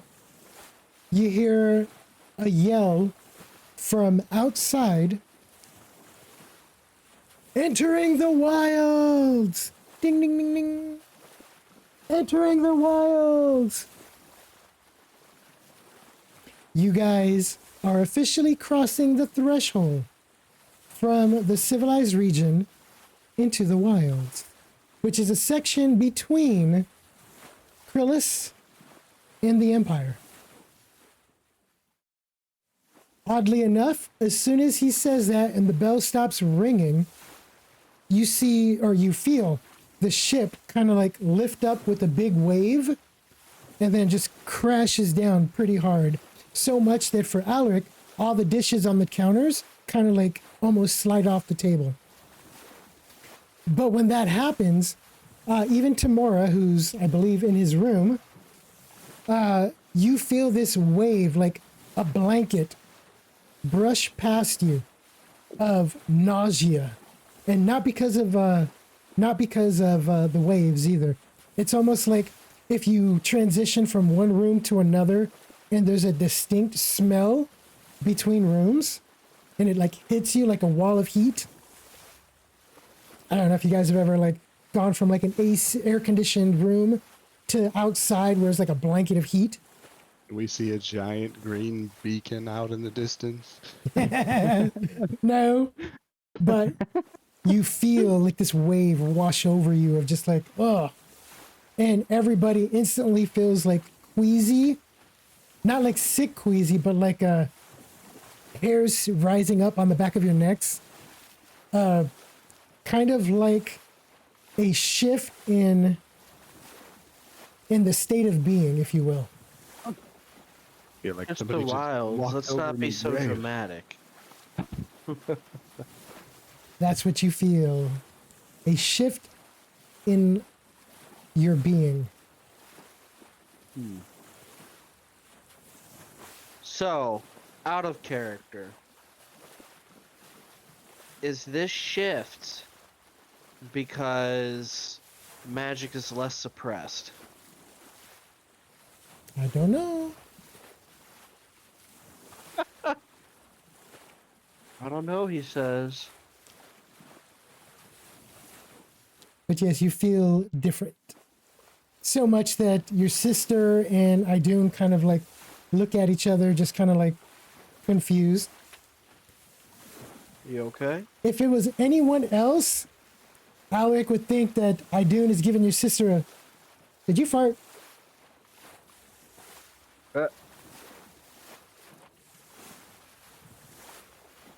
But yeah, she's your sister says, I'm not feeling too good. I think I'm gonna go to my room. Idun gets up and helps her. And they head off to their room.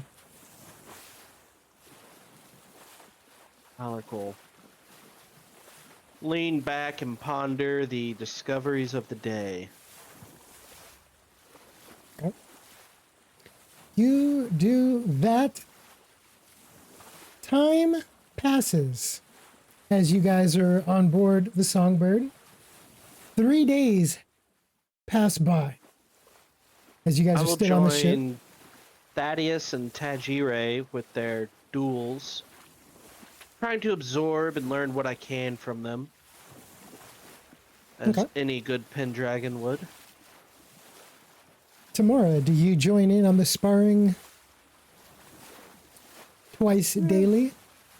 Not much else to do on the boat. Might as well give the humans and the high elf a run for their money. Okay. You do that. You guys practice, you train. Thaddeus is like, please come, join us, join us. Tajiri is like getting a little bit more comfortable with Tamura's Zanbato.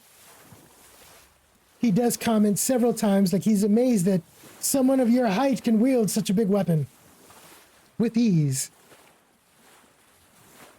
All in the core. Right? You could just see Tamura doing squats. Over that time, you guys meet a new passenger. I say new passenger because it's the first time you guys have come to see him. If I could find him. Where are you? Where are you? Oh, no, not you. So yeah, there is a new, or not a new passenger, but another passenger that makes himself known over the course of the 2-day skip. Let me grab you.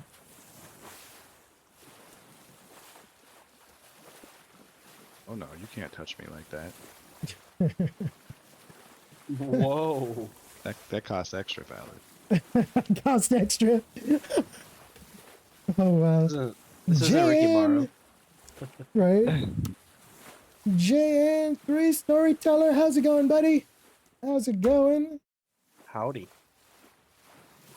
Man, I don't know why my shout-outs are not working on this scene. This is unacceptable. Unacceptable. So, Thaddeus is in the upper deck as you guys spar for Alaric. Did he come into the room? I can't find. Yeah, I see him. Okay. Mess hall. Octavian. Yes. You see him walk into, K-pop star. right? He comes in and he's in robes. Yeah, once you see this dude's image, you'll see why I said that. All right, I'm coming back. More, maybe more like K-drama. Come on up. Oh, Tomorrow you make your way upstairs. Let me see if I can get his image. David, rushing. you. He So, wants to see the K-drama star. oh my goodness. You can hear the drama from the picture. so far, JN, it is going awesome. Starting a new campaign here, Heroes of the Empire. Continuing kind of a side campaign from the Dawn of Heroes, the other campaign that I am running as well. Session 0, getting to know the characters, the players of this campaign. So yes, you got Octavian. This guy has a very feminine voice. He's dressed in robes, flaunting his body, so to speak. If anyone is to look like a bard in the campaign so far, it's this guy. He's doesn't a have- traveling minstrel. Bernard, maybe you can learn a thing or two from this guy. Right? He's just over there and he's just kind of like laid back, kind of flamboyant, just talking, always talking to the women when they pass by. This is, of course, what you guys notice over the course of the 3-day skip. With this new guy or Bernard? With the new guy. I can't get his token. With Octavian. He is from, you guys over here, just some basic information. He's from a town called Diotin. I'll put that in the chat.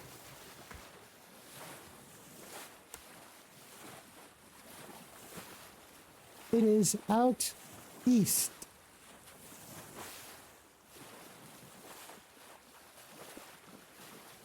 Near the region of Dalhin, which I think is a name.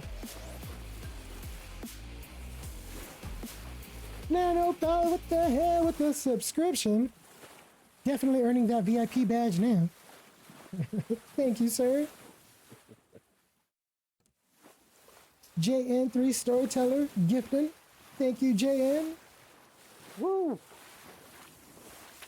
Gifting Nano the sub.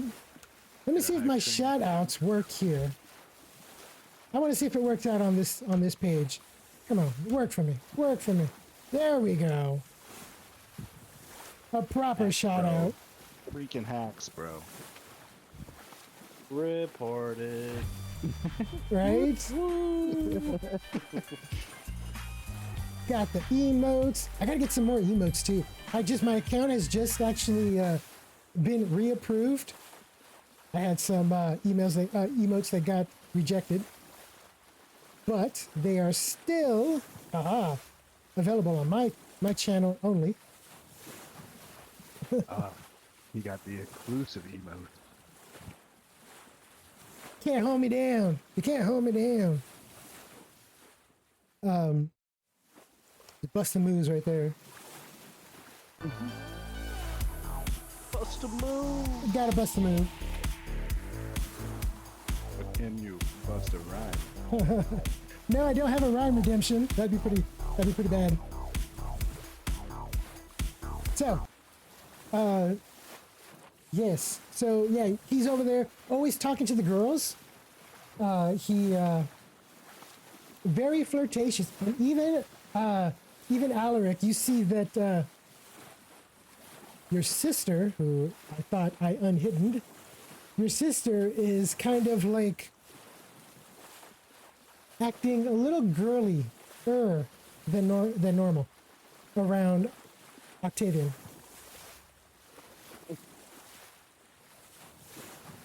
But Octavian doesn't really like focus his attention on any one person. Really friendly to anyone who will talk to him or listen to whatever he has to say. Over those 3 days, you find that his class is martial artist. Too sexy for my kimono. Too sexy for these robes. I want to play something so bad, but it'll get copyrighted, so I can't do it. Yeah. Don't get yourself canceled over something hilarious. Right? It's not worth it, Ballard. It's not worth it. But it's okay. So what I will do, since Nano, you got gifted the sub, I believe you can type in the chat. There we go. Subs for some sub-only check commands, as well as regular check commands. Lick, my balls! Yeah, say that all the time. How am I not surprised that's the first thing you do?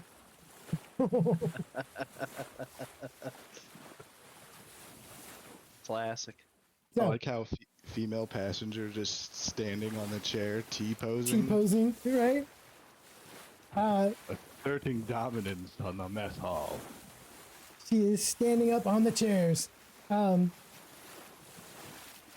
yeah, he's just like really flamboyant. Like he's just, even the way he drinks, he leans. He's kind of like those 70 pimps, 70s style pimps, with the shirt open, showing his chest. He's kind of like slouching in his chair. All he needs is a jukebox to start it up by hitting it. So yeah, you see that. You go in and as you sit down in the mess hall, Alaric, you see your sister just kind of like looking at him constantly, intrigued by him. Alaric's gonna raise a brow at this. Out of character, he has an allure of 19. You have a strange taste in men, Celine. Huh? What? No? Ew. Is her comeback. So for I Tamura, suppose he's friendly enough, though. I'll give you that. you're sitting over there with Sylvie and Bernard, who came in after the fact. He sits down at the table with you, and he was all, "Oh, I'm Bernard. Nice to meet you." Nice to meet you, Bernard. I am Tamora. Says, "What is your story, Tamora?" "I myself come by the way of," and he starts like talking. He will occasionally ask you a question and then answer his own question about something that he's done. He's one of those guys. Impressive. It gets to the point where Sylvie kind of like turns around and faces you. And she's, see what I mean? He won't even notice that we're not even listening. I mean, if it gets it out of his system, I guess it could be worse. As you say that, and Alaric, you're like kind of like poking a little bit at your sister, you guys see Cedric kind of like burst into the mess hall. He walks into the center of the room and he says, "All right, which one of you are the thief?" And he's like pointing an accusing finger What at got all of you. stolen, Cedric? He says, "I've heard," and he like points to you, Alaric. He says, "I've heard," and he's like nodding like he knows about you. And he says, Heard what? Who stole my key? Which one of you is the thief?" "It was you, wasn't it?" And he points over to Mortimer, who is sitting by himself in the back of the room. And he like kind of like storms over to Mortimer's table.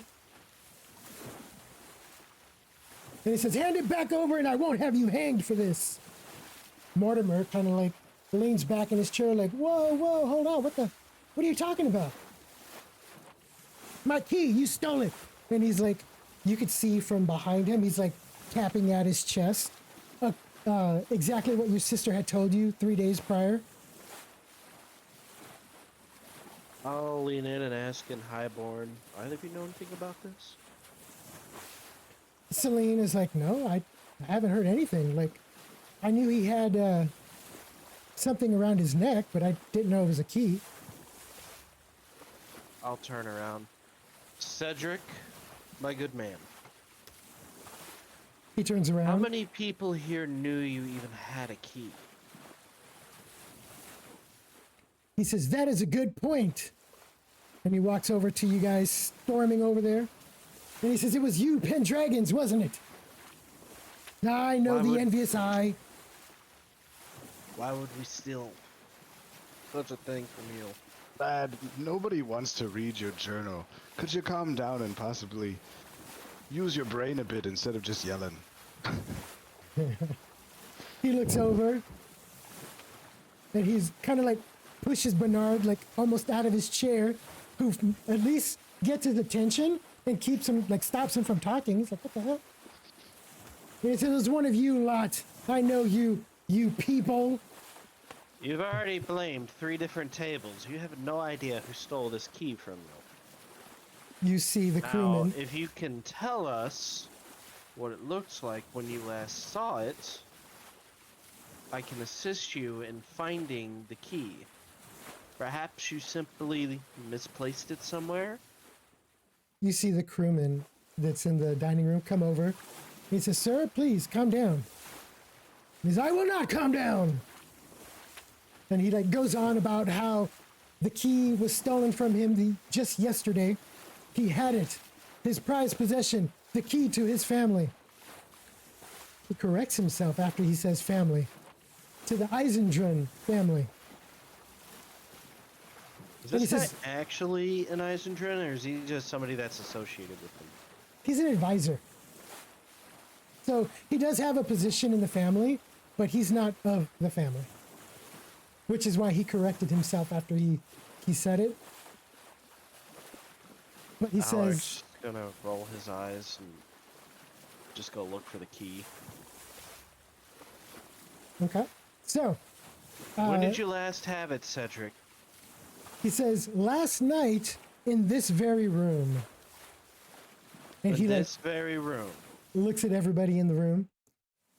Last night, Alaric can remember that pretty much everybody that's in the room right now was here last night as well for dinner.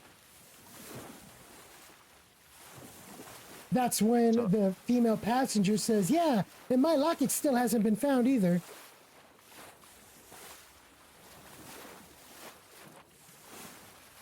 Right. Well, I suppose the most immediate and easiest way to rule people out would be for everybody to empty their pockets and place their belongings on the table for us to check over them. Then we can check through each individual's room. Of course, that assumes the person has kept the key and or locket on them or put it in their room. For all we know, it could have been placed somewhere else on the ship.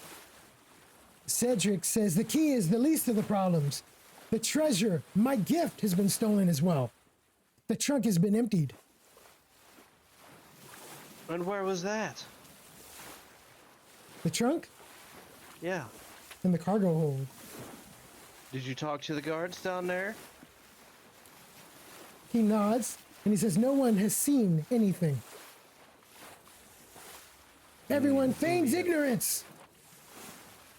Well, that crane port at the top of the lower hold area would be a pretty easy access point.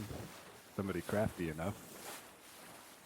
Be easy to slip in and out without anyone seeing you if you were of the stealthy sort. Or small enough. When you say that, he looks to Sophie. Or Sylvie, rather. Now, let's not go pointing fingers until we have a confirmation of sorts.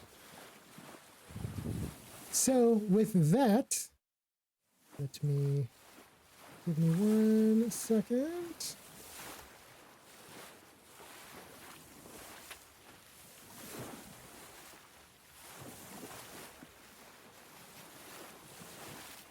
Crap, didn't mean to do that. That's a mistake. You deleted the whole boat. I deleted the what? We completed Julian's quest again. Right? Yay. How many experience and auto points is that? Wrong campaign. So, what you guys have now is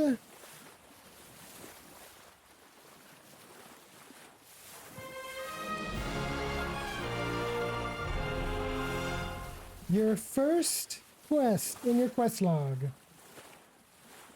Ooh, this will be a good one too. Investigate the disappearance of the items. Clear your name as a suspect. Discover the true thief. Safely retrieve Amara's stolen gift. Safely? Are you implying something?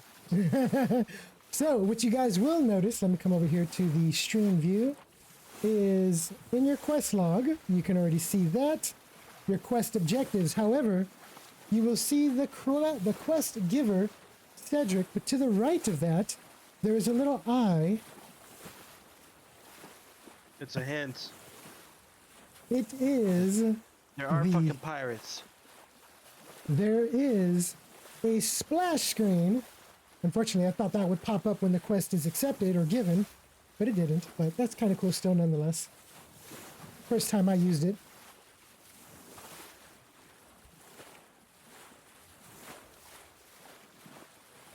For stream, crap.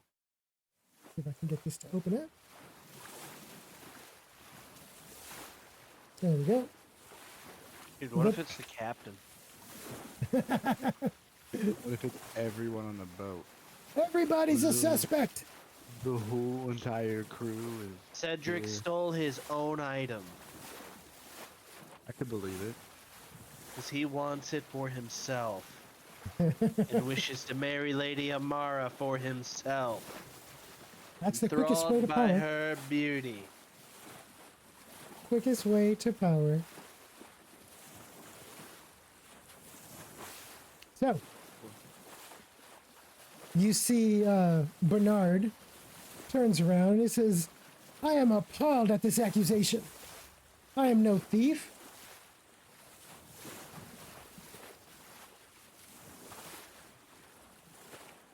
You see Sylvie, what do you mean, you people? The female Hi, lads. passenger stands next to Cedric, and she's like, yeah. Upset that her belongings as well have gone unfounded. You hear Octavian. He says, my, what a interesting predicament we find ourselves in. I mean, hear me out, but what if Lady Amara doesn't want to do whatever you want with this gift and she stole it herself to prevent you from being a weirdo? You know, I am amazed at the theories you guys have already come up with. And here I thought of all the angles. Yeah. He says, oh, nonsense. Lady Amara would never neglect in her duties. Well, your intelligence on this situation was negligent, so I wouldn't put it past the rest of you humans here.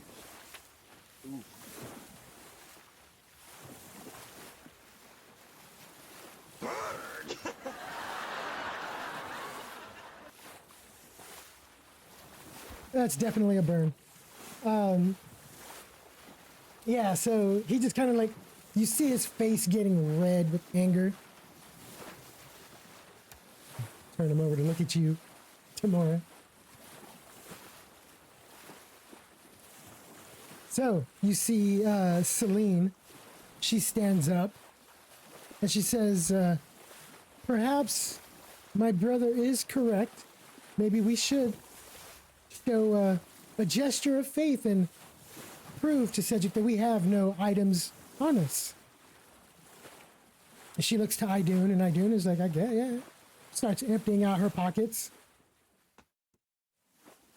Bernard is like, I got nothing to hide, and he like takes out his stuff. Mortimer, at the end of the table, is like, I refuse. This is insulting.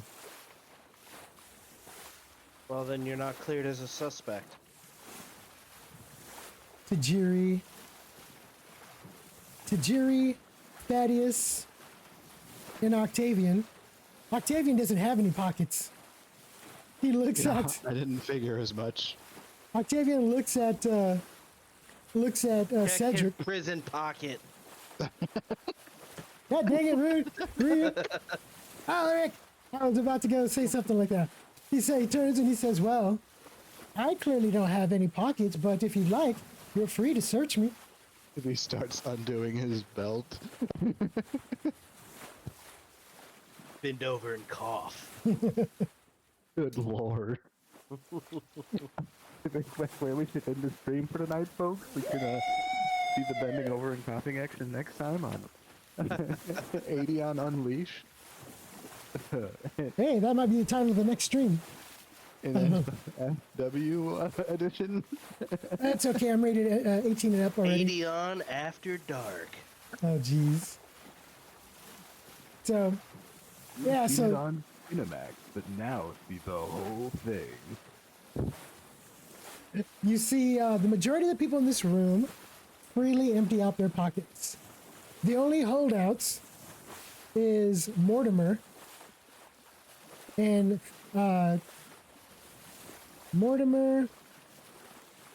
Sylvie, and Thaddeus.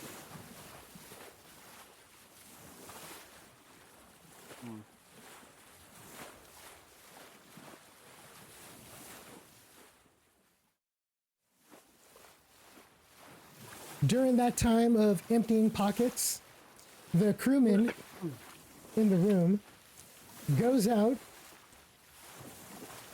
leaves the room, comes back in shortly after that before you guys even finish doing the pocket check. And he comes out and he says, the captain has agreed. The captain has agreed to a room search if the individual is willing.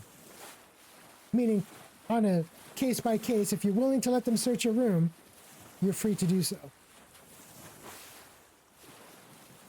Well, I have nothing to hide. Okay. Tamora?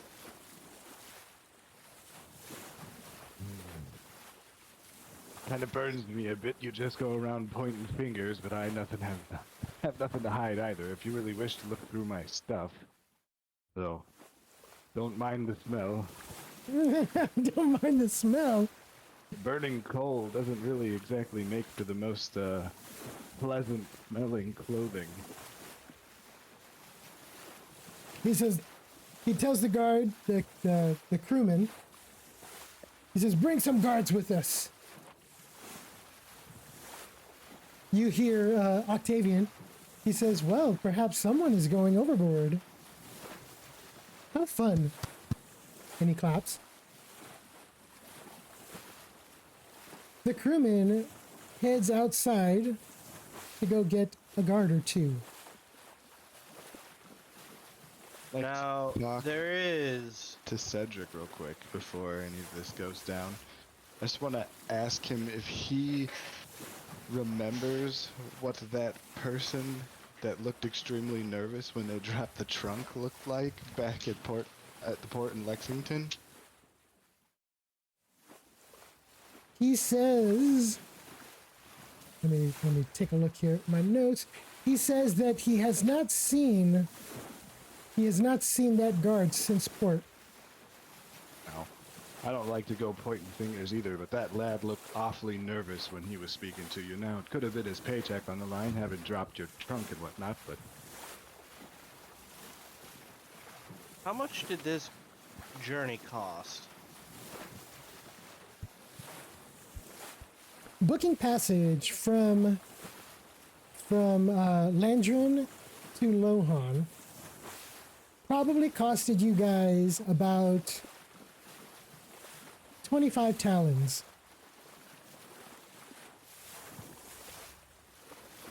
Pretty expensive. How is that? Well, I guess I wouldn't know. I don't travel by water very often.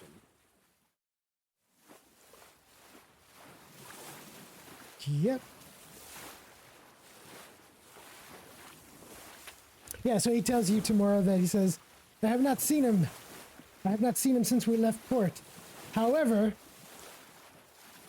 perhaps he's down below. I have yet to see many of those guards surface. oh, It is possible that nobody here, none of the passengers stole the item. It could have been somebody within the crew itself as well. is anybody aware of ye making this journey? You see Cedric kind of like look around at the crewman as he leaves, as if the thought of the ship's crew being the possible culprits never crossed his mind. How many people knew of your item?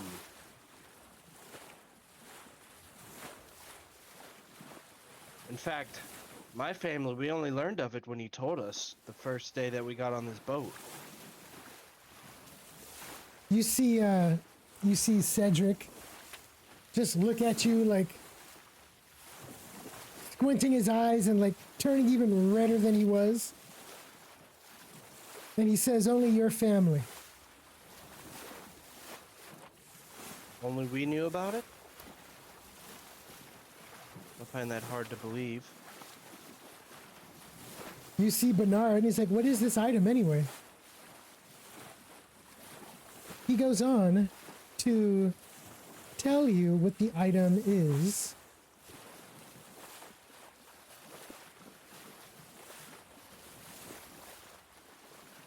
Is that a hilt for a Narf? It is a sword hilt that's decorated in gems. A two-finger sword. It's a very short-looking hilt. Pocket edition. Basic, the value based off of his description. The sword hilt itself is over 800. Well, in talons, that would be about 1,500 talons. So, does the crew check the luggage when they bring it on board? They don't go through it? The guards that come back and guards come back into the room and they say that we don't look at personal belongings. They weren't too careful with them either. Well, let's consider this. Instead of worrying so much about the key, let's worry more about the hilt. The key was required to get the hilt, correct? Yes, you find out, you know that the key was the key to the luggage that was in the cargo hold that had the hilt. So, the hilt was in the cargo hold. As far as we know, there's only 2 ways to get into the cargo hold. That's through going the entrance that I stumbled upon by accident the first day I was on the ship, down the Accident. stairs. I mean, it was. Hey, left and right is hard.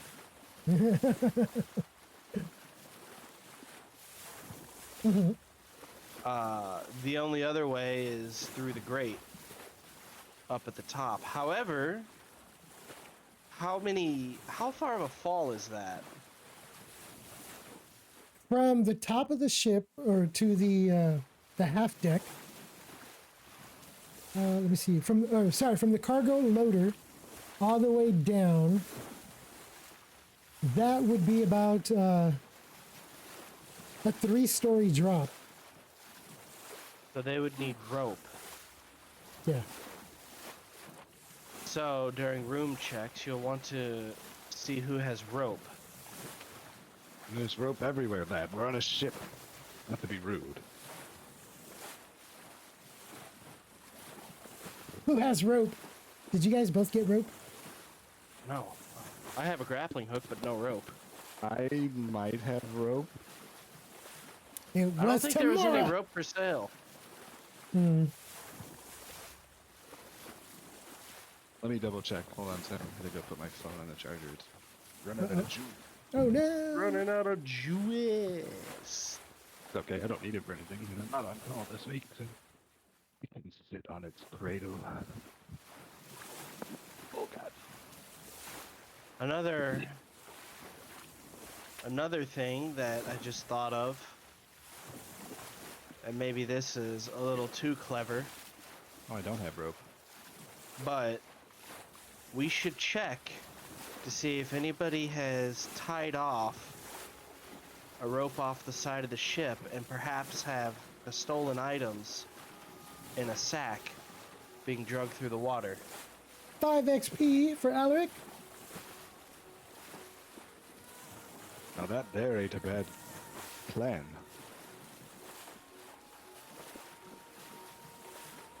It would ensure that you don't have it during searches.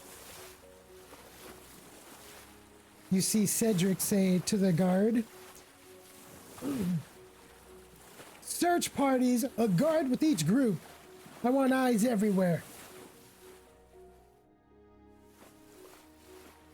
You see the guards just kind of look at him like, well, the captain said to go along with this, so I won't have the tokens following you, but there will be a guard with each group that separates to help look. Might I recommend keeping anybody that did not clear their pockets in this room? You see Sylvie giving you a look.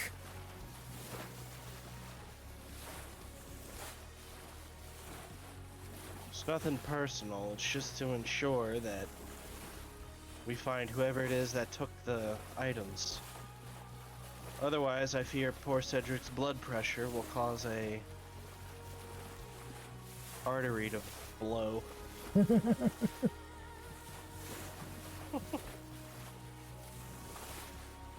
mean, could be quite a show. Right? I'm So- outlast. Who is No forming in need to get teams? set up. She just kind of looks at you, Tamora. I She don't looks. necessarily agree with the way he's going about it. The underhanded short people comment definitely gets my blood a bit hot, but She smacks the That's the table, week. right? get this over with, the faster I can get back to drinking ale and waiting until we get to Lohan. Who made an underhanded short comment? Cedric. I believe he just said you people, but he was pointing over our direction. Yeah, you'd notice Alaric is not bothered by anybody hurling insults at him.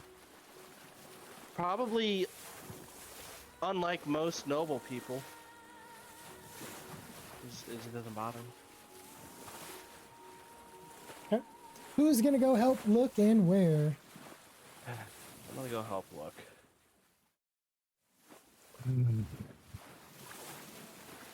Where's the first place you go to look?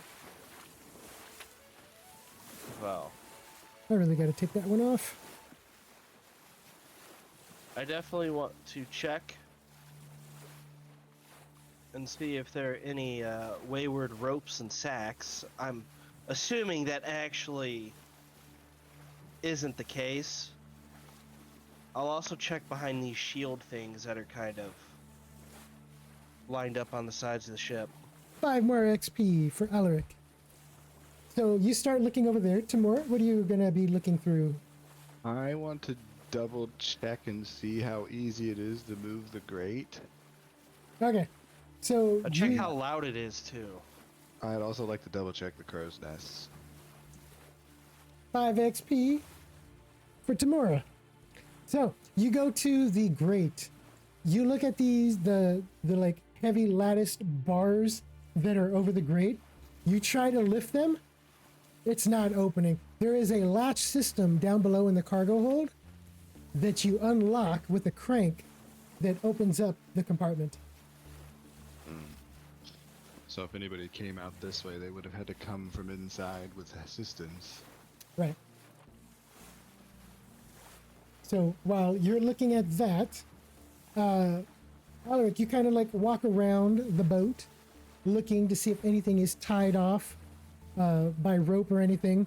Outside of the ropes that are just helping with the sails, you don't see anything hanging over the sides. You start to move over to the shields. Tamora, you said you were looking in the crow's nest? Yeah, I'll check in both of them just to see if there's anything up there, or if I can see anything that looks out of place from up there down on the ship itself. Go ahead and roll awareness. You need at least 3 successes. Oh, come on, 12. Success! Oh, You got the 12. What did you get? yeah, but I probably only got 2. 1 success. You go up there on the first crow's nest, looking around. You see the guard up there, and he's like, "Oh yeah, I heard." No, nothing up here. It's just a little box. It's like a enough for like 3 people to stand up there. You see the guy up on top. He's an archer. He's an archer, and he's got a spyglass, a very expensive kind. He's got the spyglass, but nothing else is up there, minus his mug of ale. You'd imagine if like the thief had a little balloon ready and just like shipped this off to land. Jesus. Well, I'm not thinking up too to modern for this. Yep.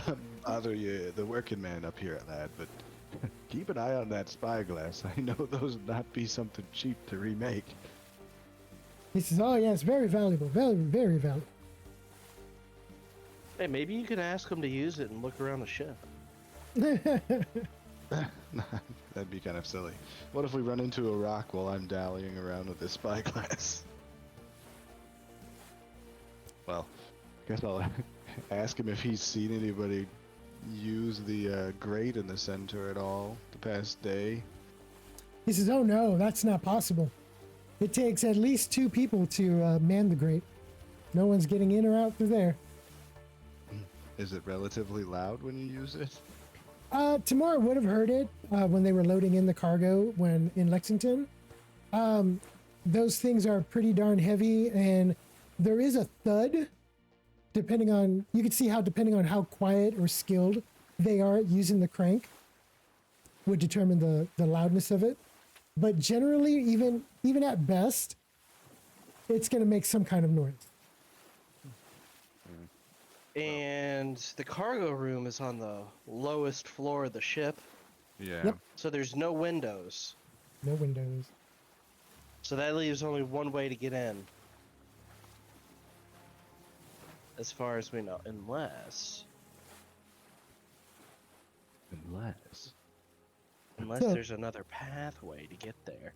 Hidden compartments. Walls within walls. Halls within walls. The eyes in the front of the ship that produce light during the evening, do those go in through the mess hall, or are they down below further? Those are actually in the mess hall. Okay. Did I find anything in the shields? I was just going to get to that. So go ahead and roll investigation.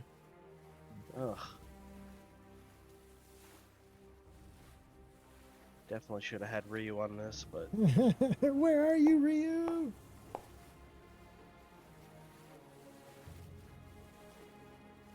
One success. one success. That was a weird looking 1 or 0 on your dice there. 1 success. You find, as you're like looking through the shields, you find that the shields are mounted on there pretty darn good. Not much room to like wiggle or even remove them. You almost think that the shields are there more decoratively than for practical use. But from what you can see, nothing is behind the shields. I want to ask the ship guard if he's been on the ship for a long time. He says, which ship guard? Let me see if I can find you. This crossbowman. Alaric. Oh, okay. So he says,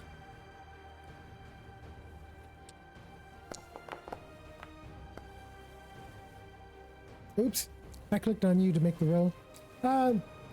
He says he's been with the crew here at the Songbird for over a year.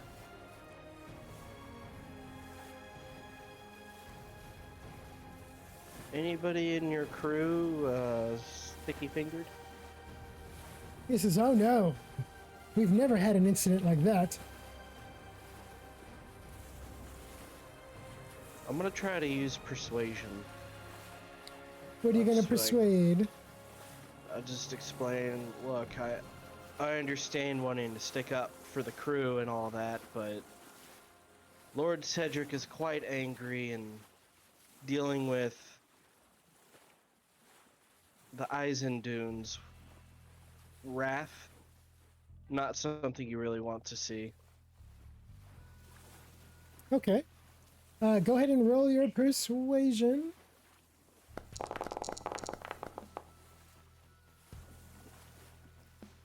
Four successes. The ship guard says, looking around, seeing that nobody is nearby enough, he says, we have had an occasional problem. However, the captain doesn't let them stay aboard. Because anytime something like this happens, they're either, depending on the crime, are either turned into the nearest port authorities, or he makes the gesture. Thrown in the drink. Yep. Take a dive off the side. I see. Well, the item was stolen from the cargo. It must be on Cargo board room. then. And it's quite impressive that somebody was able to get past the guard down there. He looked relatively perceptive. He nods. Alaric gets the idea after talking to the ship guard for a while that he is not the sharpest tool in the toolbox. I'm looking at his intelligence. Yeah, he's fairly low on the totem pole of intelligence. Well, I thank you for your answers and your honesty there. Okay. You step away. Tomorrow, I saw you roaming around. What were you doing? Oh, I just kind of looked around. I trying to think of possibilities. I think the would be good to go talk to the guards in the hold. Okay. You go down with escort to the guards down in the hold.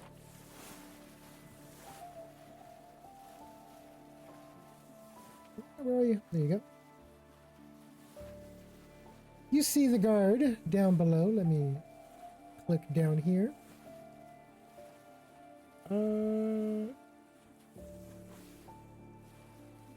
You go down and he says, he kind of puts out a hand and says, oh, this area is off limits. Only to the select few, giving the repeat spiel.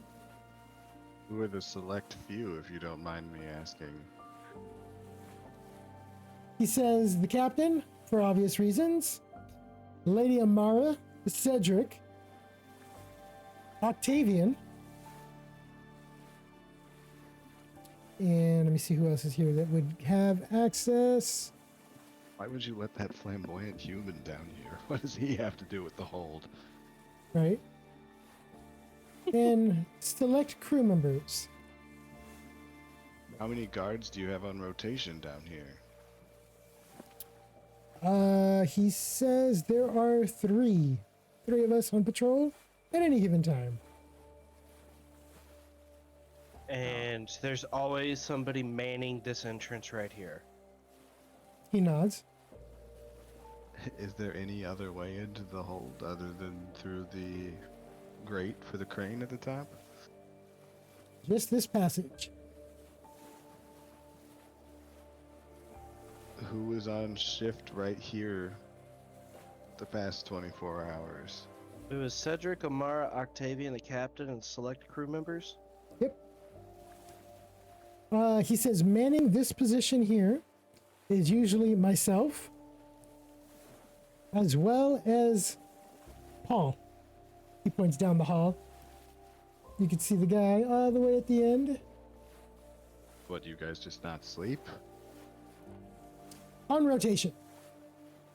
He does usually the morning, and then Paul comes in the afternoon, as well as a female crew deck person up top, which is the person you saw. One of you guys saw, I forgot which one of you. Mortimer was talking to the female crew hand.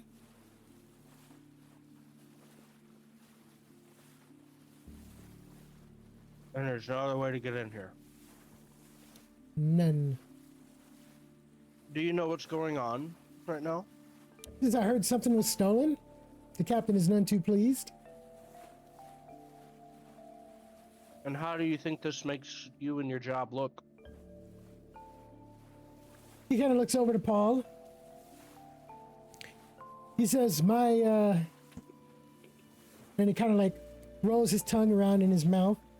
And he says, my immediate thoughts is we will be looking for new employment when we reach Lohan.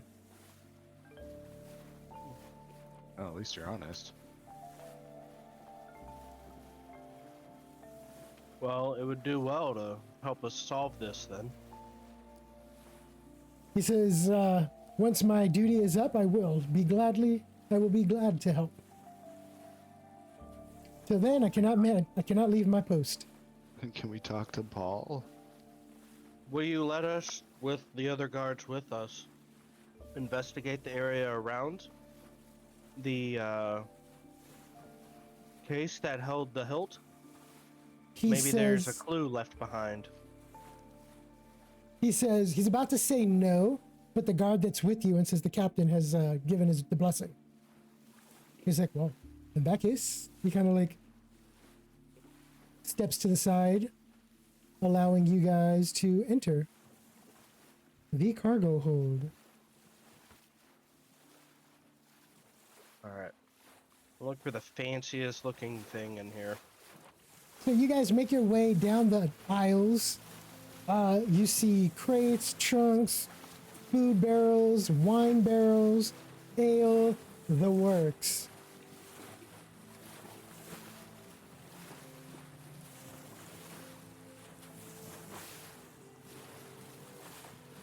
Anything stick out? Like the empty case? Did they take the case it was in too? Have a good one, JN. Thank you for stopping by. Thank you for the Did gift they sub. suspiciously hit the mute Thank button? you, sir. Are you saying goodbye to somebody from the stream? Oh, my bad. I wasn't trying to be rude. No, not at all. It's okay. I muted myself on Discord so you guys can stay. What were you saying? What were you asking? I didn't catch all of it. If there was anything that stuck out, or like is the case still down here? The empty case? Did they just So- leave it? Absolutely. Absolutely. Is the key still in it? The fancy trunk that you are looking for that is opened is right there. No. You look inside. You look over towards it, and you see that it's still the latch. The lock itself is open. It's closed, but not locked. So like they just turned it in a hurry, but didn't stick it in.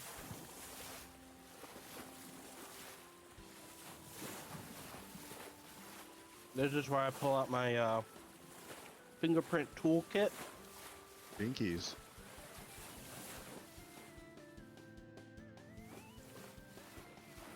And get to dusting.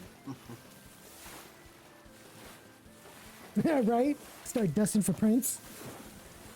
I'll check to see, since that's not realistic in this setting, I will check to see if there's any hair on the chest or inside of it. Any puke particles? You know what? Okay, fine. Let's do that. Go ahead and roll investigation. Dude, I We're gonna suck at this. need- Are you better at it? 3 successes. No.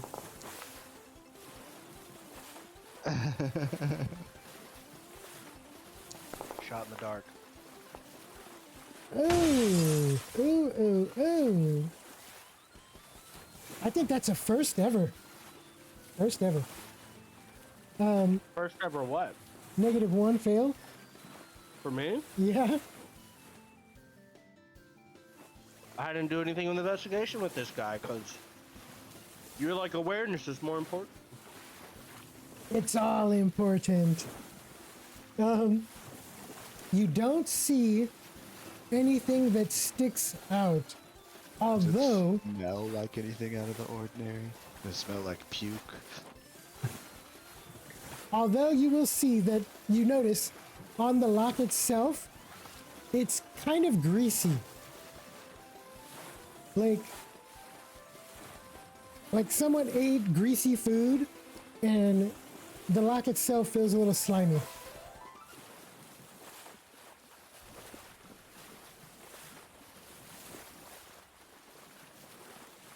Does the grease have a scent?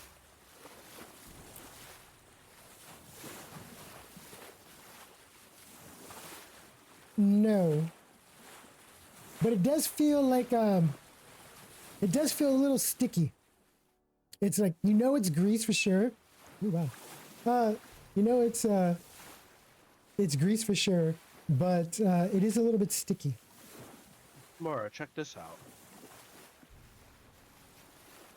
I'll show him the grease.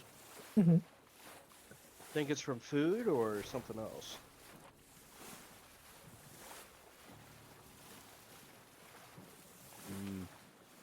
I don't know. Can I touch the grease to discern if it's like food grease or like Yeah, sure. You touch Taste it. taste it? Oh my god. Give it a little.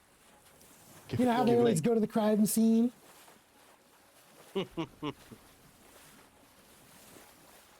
So, yeah, you touch it, it feels sticky. For the most part, you guys have only been given bread and rations, whereas okay. So you guys have only been given bread and rations. However, there's been a few people that are a little bit more catered to. For example, Lady Amara, Cedric, Octavian. Yeah, flamboyant boy. Yeah. They are given like better Have a food. refined taste. I can only eat vegan. Right. So they got New more. theory. Octavian stole it because he wants Amara for himself. I don't know, man. I feel like we should go talk to Amara. You know, You're not wrong. We definitely should. I don't know much about the last, but from everything that sounds like's going on, it sounds like she's basically being sold off. Well, that's how noble families tend to work. I mean, I You feel the suspect the same way. same. I suspect the same is going to happen to my sister at some point in the future. Tends to happen more with the women than the men, but How's that gonna how's she gonna feel about that? Interesting. I don't know, lad. You could probably catch a fine price. so the only clue we discern from here is something. Is it sticky like jam or jelly? It's definitely food sticky. You know what? Since Alaric is from a noble family, he would have more of a wide berth of food tastings. 5 XP for Alaric. With that bit of helpful information, Alaric decides, like, as you guys are like about to give up and like kind of move on, you do think that it's probably a honey, but it doesn't Or I think smell this like is honey. honey.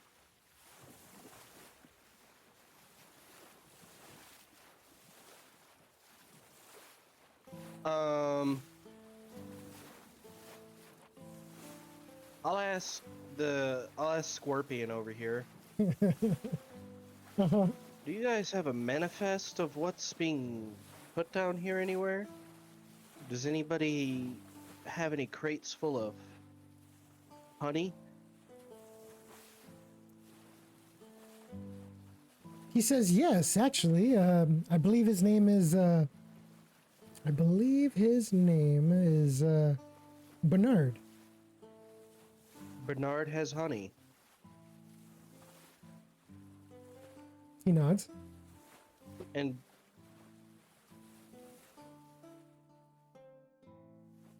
he's not allowed down here. He is not one of the few, no.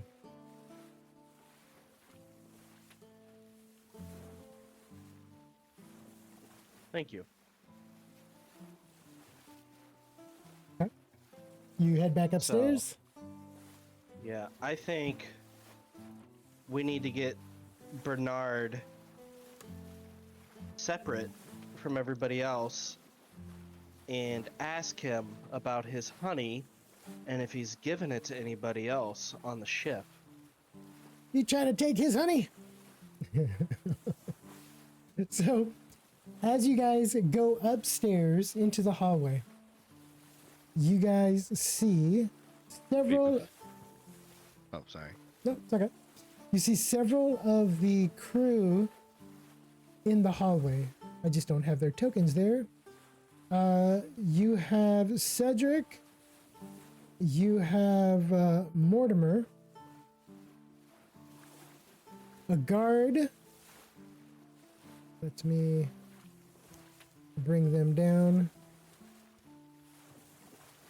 Oops. Give me a moment.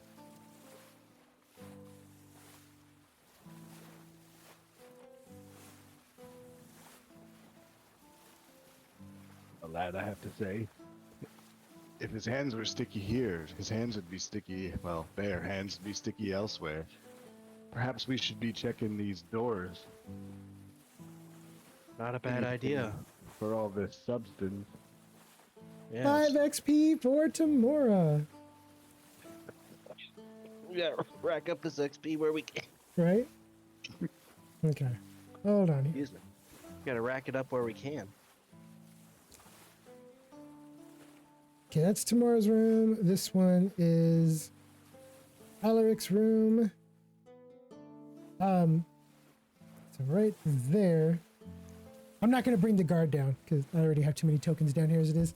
So, you guys see right by Tamora is where the guards are. You see Mortimer just kind of down there. And he is, I'm almost positive that the way he's been talking, I'm sure he's innocent. He would not have anything to do with this. The guard starts Cedric opening. is saying that about Mortimer? Sorry, Mortimer is saying that about Bernard. This is Bernard's room. The guard is at the door opening the lock because Bernard apparently doesn't want them to enter his room. And Mortimer is like, Bernard wouldn't do such a thing. The guard opens up Bernard's room. You guys are free to enter if you'd like, since you guys are helping with the investigation. Can I check the door and see if it has any of that similar sticky substance on it? Okay, go ahead and roll an awareness. Game's paused.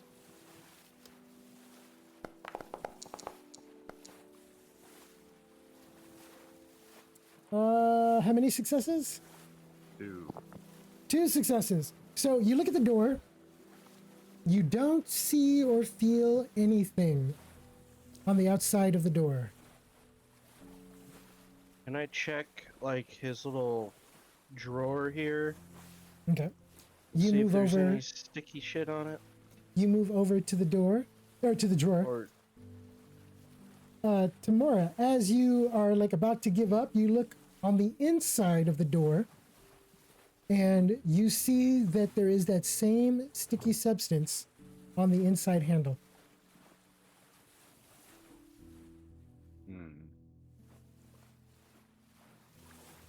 is the handle loose?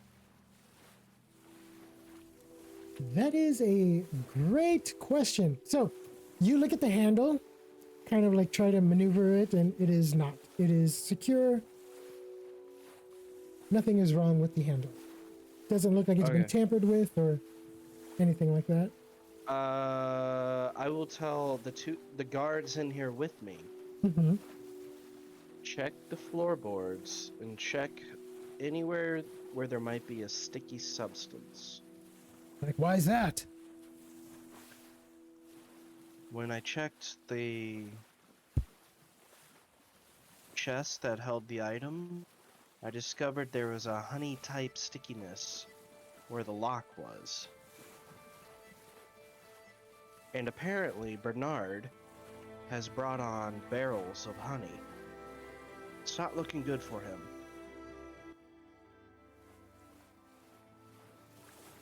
He says, it's a sticky crime. And he starts looking. It is quite the sticky situation. They start looking around. While you're talking to the guards, tomorrow, what are you going to be doing? You see both Cedric and Mortimer on the outside looking in. I'll double check the rest of the doors on this floor just to see if there's any of that sticky substance on anything else. As you get over there, Cedric kind of yells at you and he says, away from my room. Oh no, He's you're not talking- cleared from this investigation. He You says gotta that run when us you get to through- that door. If you're gonna rummage through my pockets, I'm rummaging through yours.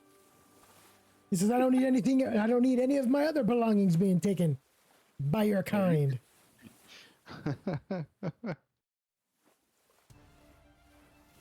He done said it again. Now look here, Cedric. Success! If you have anything else bad to say, I'm gonna clock you upside the head. Okay, hold on. So for that, you would need your target number to be a 6. Oh, okay. How many successes did you get on your details? I got 5. Everything was over. Everything was above a 6. Nice. Okay, 5 successes over 6. He kind of like shuts up a bit, but his door is locked. Does it have any of that sticky substance on it? On the outside, there is none.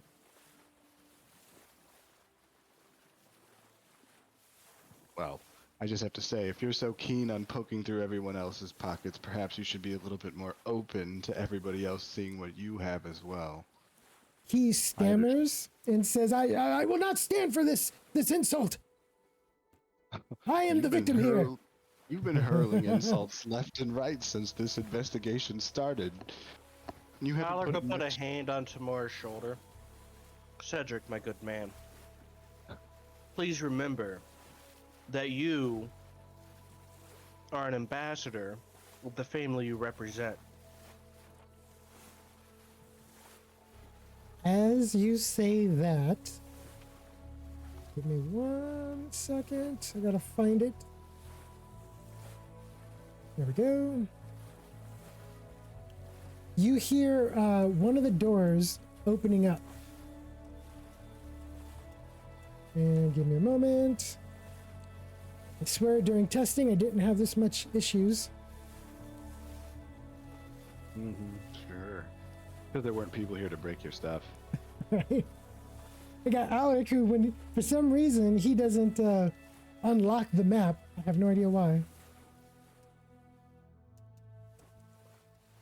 Nope, I'm wrong. My I'm character's wrong. just that broken. That's fine. Powerful. Yep, there goes a theme song for Tamora and Sylvie.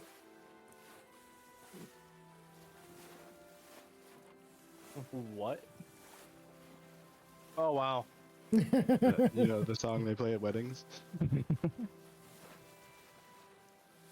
gotta put that Right. into the other category. Hey, It could happen. at least the fangirl's not nearly as irritating as Cedric's becoming. So, you guys hear the door opening from right next to you guys, actually. And you see Lady Amara step out. And she looks at the scene before her and she says, Cedric, you are being quite unruly. If it will help the investigation, please, and she looks at everybody, the guards included, please feel free to check our quarters. Cedric does all, but, and he's all, fine. And he like brushes past Tamora and like unlocks his door with his key. She walks back into her room and like gives you guys space to look.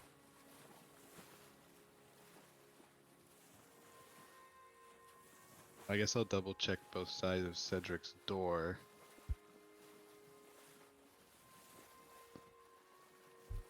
You look at Lady, go ahead. You look at the other side of the door. Cedric's room is, aside from his bed, spotless. Oh, I'm sure it is. He has the money to pay for somebody to clean up after his rude, racist little turd butt. Okay. You don't see anything there, and you start looking around the room for any more sticky surfaces. Alaric, what are you doing in Lady Amara's room? I am checking her door to see if it's sticky. I'm playing it off casually, though, for the moment.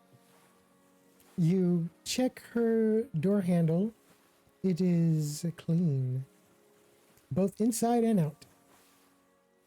I'll kind of walk around the room. I'll check these bedposts, see if they're sticky Okay. You check. and loose. Just kind of like rubbing my hand along the bed frame. You check around. No stickiness, no looseness. It's actually probably one of the finer beds on the ship. I'll observe the drawer. You look at the And I'll drawer. look over to Amara and speak a little quieter. Were you given any sort of honey from Bernard? She says, not many people have spoken to me on the ship. Mostly, if they do, it's through Cedric. Are they just intimidated by you, or? Formality, mostly. We are not as open to conversation as others. Perhaps so. You met my sister earlier. I'm Alaric Pendragon. She does like a little head bow. He bows as well. This engagement, potentially, something you're looking forward to? She says, I have no feelings on the matter. It is my duty, so I shall do it. I'm gonna nod and then smile, be like, duties are one thing, personal feelings are another. You're among a friend, please. Feel free to speak your mind. I'm gonna try to persuade it out of her. Okay, give me 1 second. Let me look at her character sheet. All right, so... Oop, whoa. There you go. Go ahead and roll your persuasion. Success! 4 successes. She says, I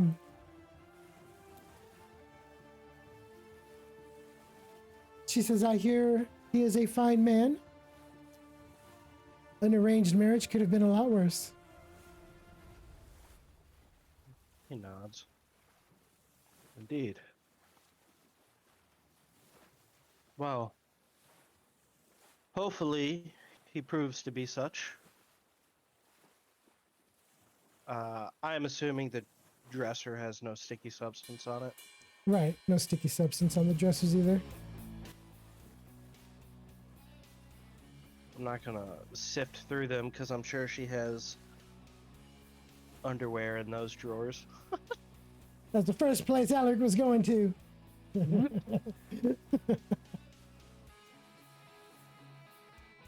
So while you do that, Tamora, where are you spying at?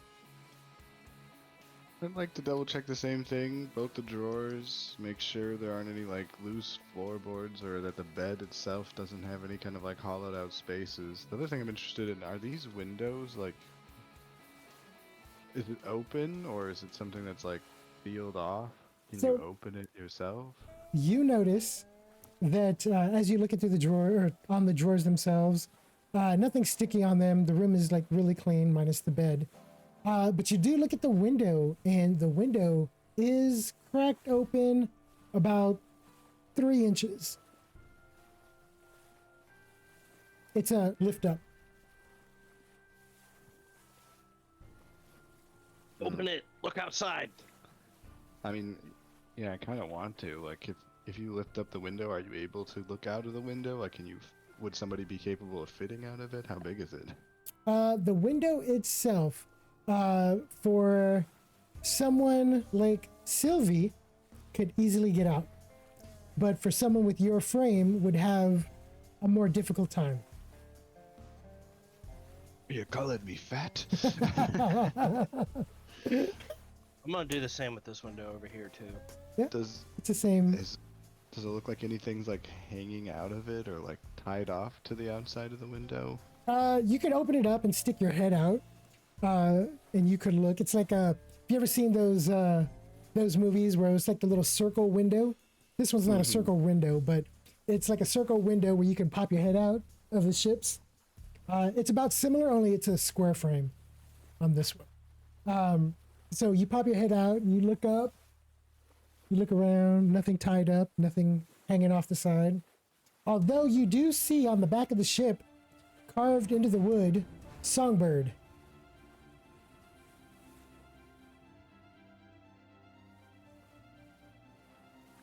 I mean, I hope so. Kind of weird for them not to name their ship, right? Yep. Kind of like a bad juju for sailors. Well, So the funny thing is, as you're looking out and you're looking at songbird, you see Alaric's head pop out from the other window. Traveler? Traveler? alright, but I won't bother Cedric's stuff anymore, and I'll thank him for his unwanted compliance. You see, Unwilling compliance. he kind of like tugs his vest, like wiping himself clean of the incident, and gives like a little kind of like at the end of that and closes his door up. I'm gonna check the bed and like under the bed, like lift up the mattress, Okay. and then You- I'll ask her to step over so I could check where she was standing, just to be thorough. Okay. She moves to the side. You look under the mattress and stuff. You see 3 different pairs of slippers, a pair of shoes, and that's it underneath.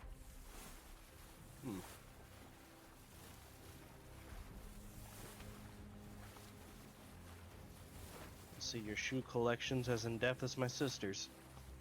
She kind of gets a little grin on her face.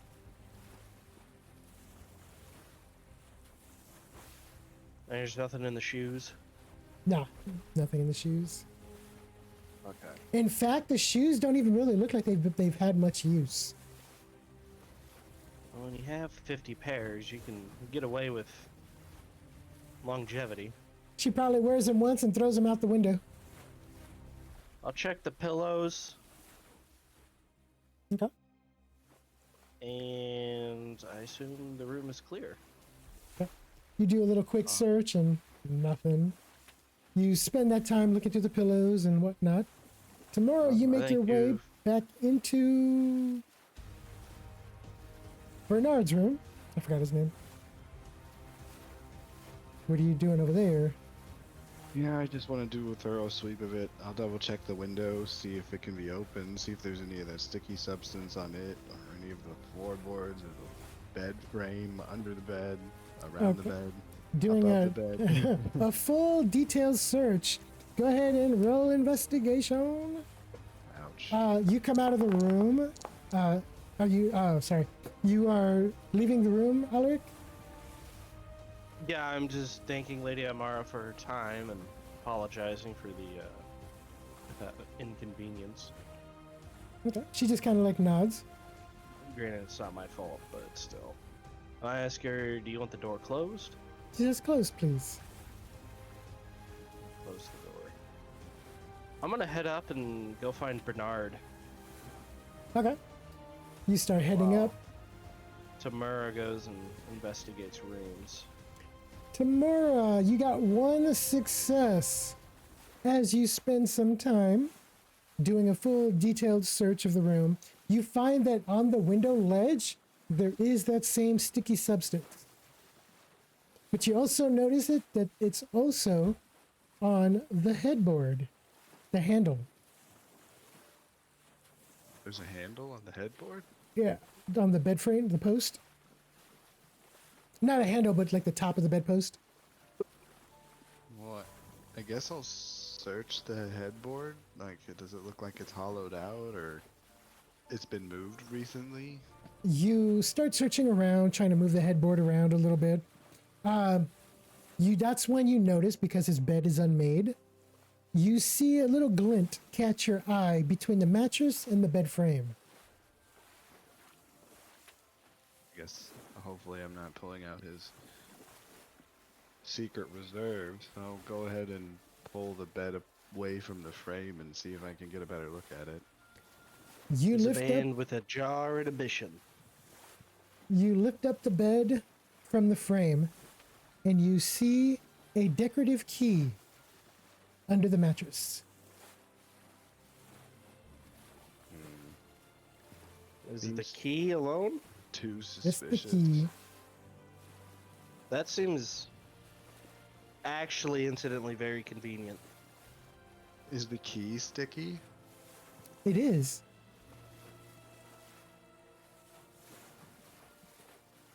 Well, I guess I'll grab the decorative key and bring it out into the hall and ask if this is Cedric's key. I wouldn't do that just yet, but I'm not there to stop you.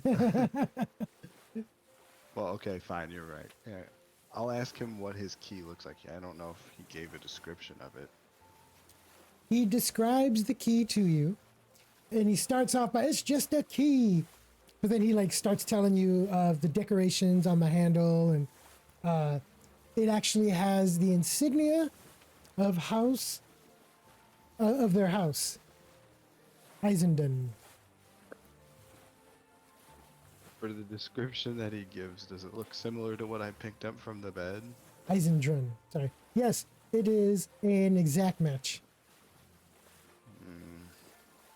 I We guess should probably wait till we find the hilt. throughout the rest of the search, I don't find anything else in Cedric's room then. Yep. That was the only thing you found in the room. It does seem a bit too convenient. If I go back in the room and open the window, is the substance on both the inside and the outside of the window? Just the inside. Like somebody that owned something like that wouldn't be eating their own reserves unless they were desperate or a fiend of some sort. Or really just loved them. Yeah, but that wouldn't really make you a very good salesman. Or it'd make you the best salesman. This dude's probably already a shit salesman. All he does is talk about his weird adventures. I mean, used car salesman, So, used honey sale. Oh. Well, I just ruined my own thoughts on honey. used honey. salesman. Oh boy. Alaric, what are you doing? I don't have eyes on you. I went up to go get Bernard because I want to talk to him. Okay, so as you go upstairs, hold on, let me find Bernard. As you go upstairs, go ahead and roll on awareness. Hang on, I accidentally killed the game.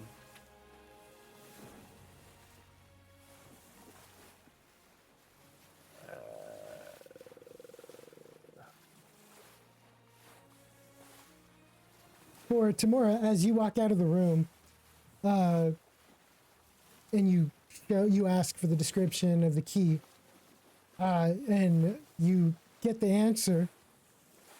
The guard is like, "Did you find anything?" Nothing more than just the more of the sticky substance, but if he is truly the owner of the honey, I would expect it to be on everything he owned. He's as messy as I assume. You can double check the crew quarters doors for any of the sticky substance, though I'm starting to feel like Bernard's been framed already. Well, he doesn't have access to the bottom part.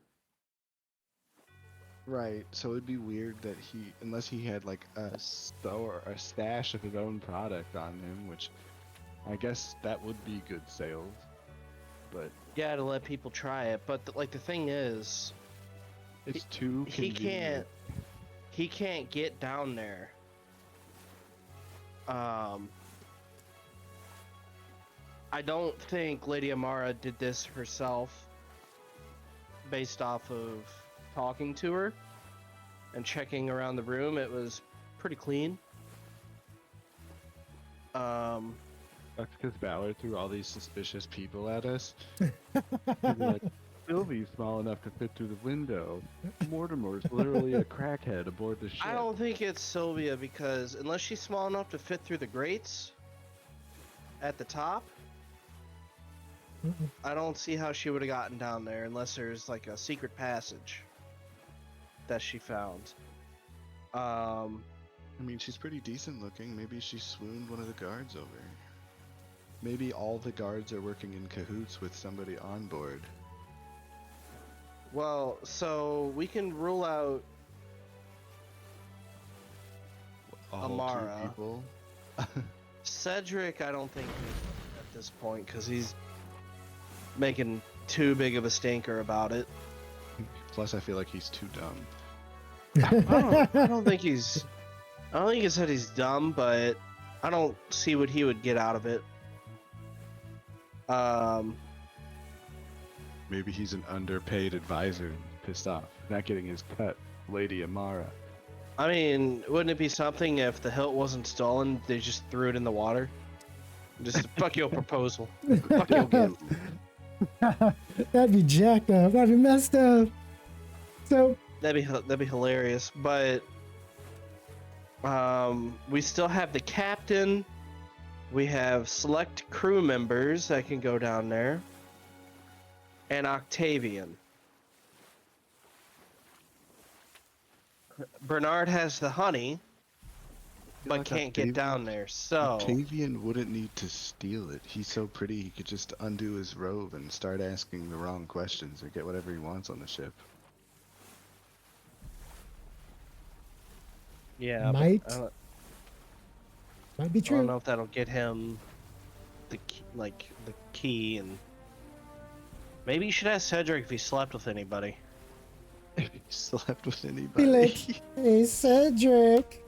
I know I just screamed at you and threatened to punch you in the face, but who you sleeping with, buddy? Right. Hey girl, who you rolling in the sheets with? What did you get for your awareness? 3 successes. 3 successes. So, as you come out onto the main ship deck, and you're walking through back to where you had last saw Bernard, you make your way across the deck, and you see in the cargo loader, you see Bernard talking to one of the crewmen. I'll call out to him. Hey, Bernard, He jumps. What? can you follow Yes? me for a minute? I got a couple questions for you. Sure. He starts. And I go up to the upper deck up here. Okay. Upper deck. A I little see. more private. You go up to the upper deck. Oop, there you go. So, I found out that you have some honey-like substance down there. He gives you this look like, how did you know about my honey? Well, I went down to check the cargo hold for clues and asked if they had a manifest and saw that you had the honey. Have you been giving it to anybody on the ship? He says, no, I am not even able to get down there. You didn't have any reserve honey to try to sell to anybody? He says, no, not at all. Not even a taste test? He says, well, when we first arrived on the ship, I did offer Lady Amara some, but Cedric, like, dang near bashed it out of my hands. Okay, well, what happened with that honey? I suppose one of the crew members cleaned it up. Cleaned it up, so spilled? He nods.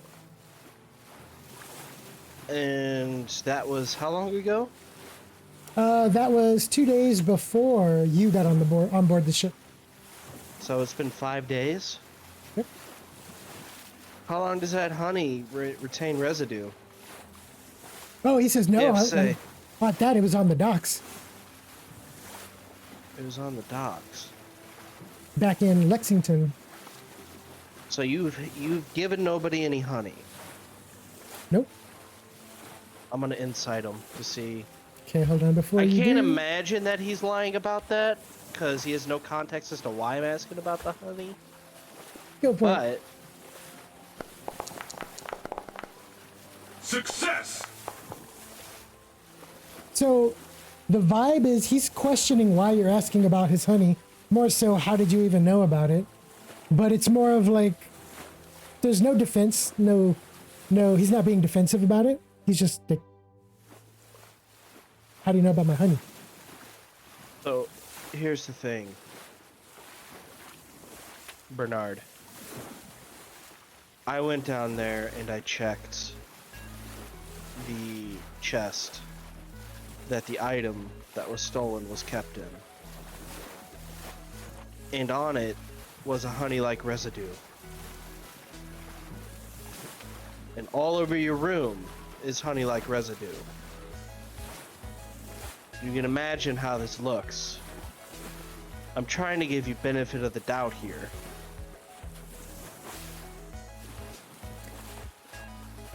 You see But that he's like putting I pieces worry- together. I worry that if you gave nobody the honey, that somebody else either has some type of honey-like substance, which I saw no mention of in the manifest, or perhaps that sample you had earlier. Did you keep it the whole time? After Cedric tried to knock it out of your hands? Or did you set it aside somewhere? He says no. Let me check his character sheet real quick.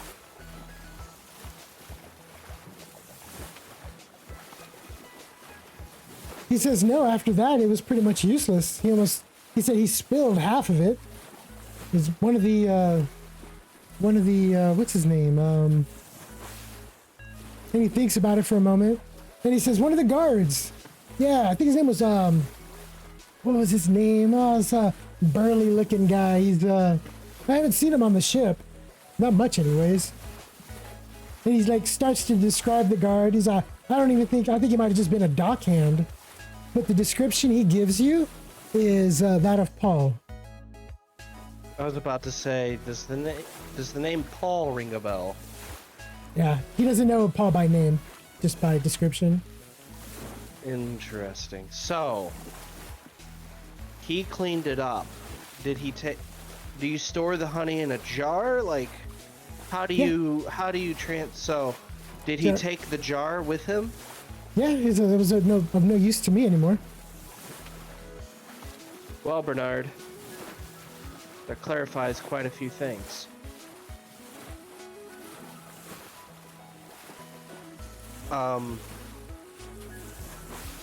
You might want to stay up here for the time being.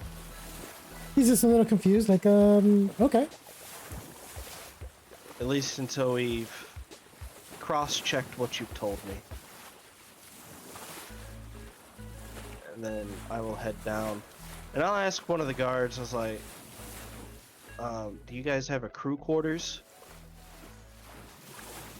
So you come down after questioning him. Tamora, as you are up on the deck, you see Sylvie kind of like by the railing, by the mess hall. She sees you, but she's kind of leaning over. She says, "Can you believe this?" I'll be completely honest with you. All of this over a Advisory. stupid sword hilt? Wow.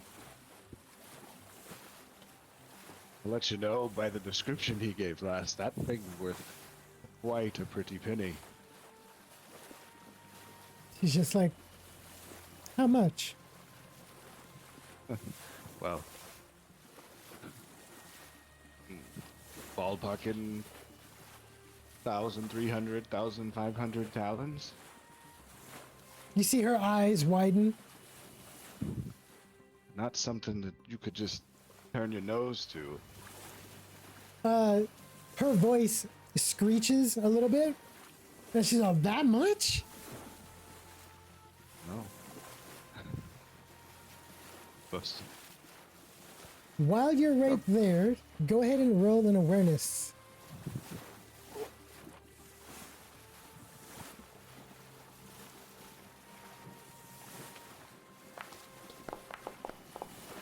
Into big numbers. Oh, not little numbers. Okay, you got one success. As you're sitting there talking with Sylvie, another thing catches your eye. You see in front of you the mast pole that's holding up the front, the front sail. You see the ladder going up to the crow's nest. You happen to see little grooves along the pole itself that is attached to the ladder. The ladder is kind of like tied in by ropes, and there's like little ropes going into the main pole and out, kind of securing the ladder in place, kind of like a thread going around. You happen to see something shiny on one of the holes with the rope holding the ladder. Hold that second, or that thought for a second, lass. I think I have something to be looking at. I guess What's I'll go over ahead here? and climb up the ladder and look in the rungs, I guess, or the Right. holes securing it. You climb up the ladder and you look inside where you saw the little glint that catches your eye. You reach in. The hole is big enough for you to get about 4 fingers in. You put your hands in there trying to reach. You feel something metallic inside. Not rope. Could I use one of my crossbow bolts to try and, like, pull it out? Okay, you reach in and like dig, grab it, catch it, and pull it out. You find the lost pendant.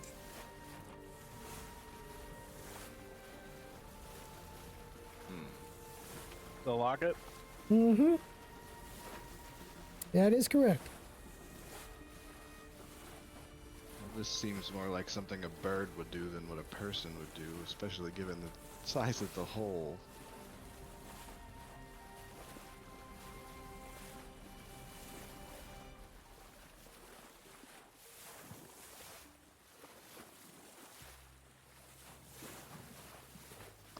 You see Sylvie, she's looking at you when you climb up, and she's like, hey, you found it! Well, I found something. Because at least one of the people on the boat will be happy. Certainly not Cedric. This is true. I'll call tomorrow over. Well, perfect timing. Lad, I wanted to talk to you. Perhaps quietly.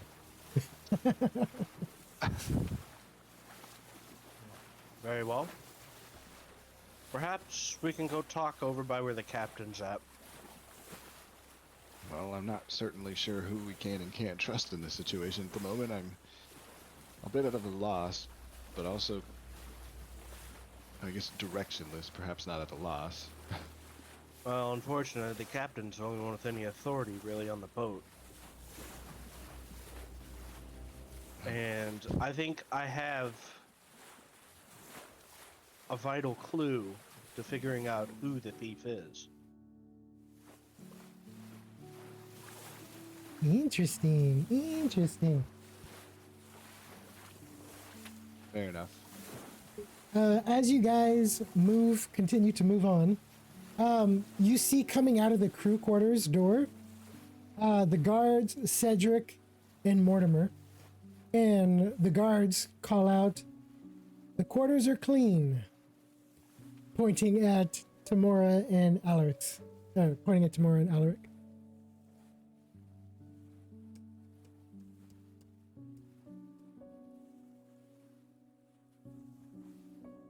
So I'll quietly speak to Ulrich and let him know that after I finished searching Bernard's quarters that I believe I recovered the key that's missing. It was covered in honey and wedged between his bed and the bed frame haphazardly. That seems very clumsy. So I spoke to Bernard about his honey, and I come to find out, one, he's not allowed down there at all. Two, he only ever had one sample, and he tried to get Lady Amara to try it, but Cedric said no. Caused him to spill it on the docks back in Lexington. And one of the guards cleaned it up and took the half-filled jar. The guard he described was awfully similar to the one down in the cargo hold. Paul, I think? The person on shift last night. The question then becomes, how did he manage, if he was the one who did all this, to steal the key from Cedric?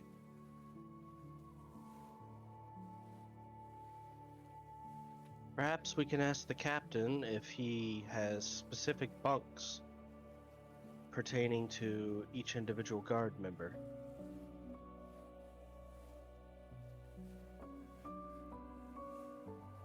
I assume you didn't find the hilt in Bernard's room either?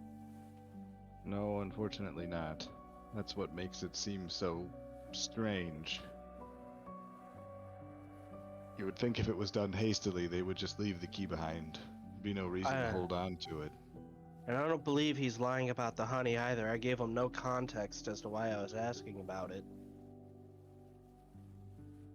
until after the fact.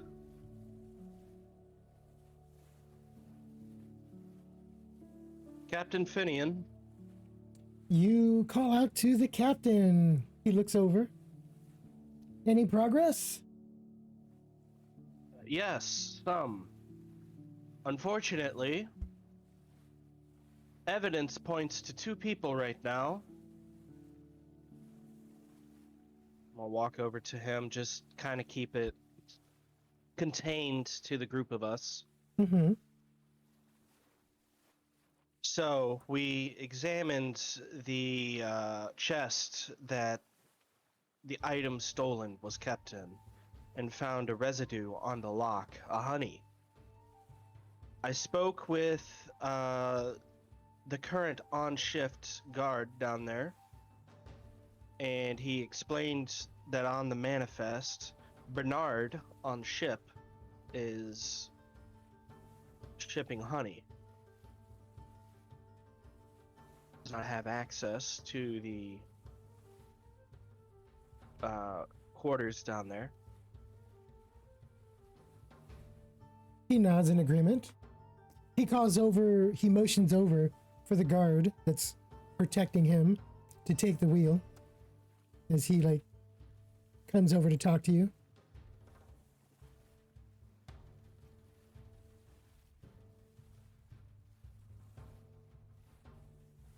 He says, yes, Bernard does not have access down there.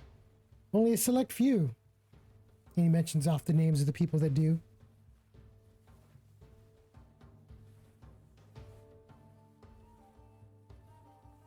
He says, and what of this honey?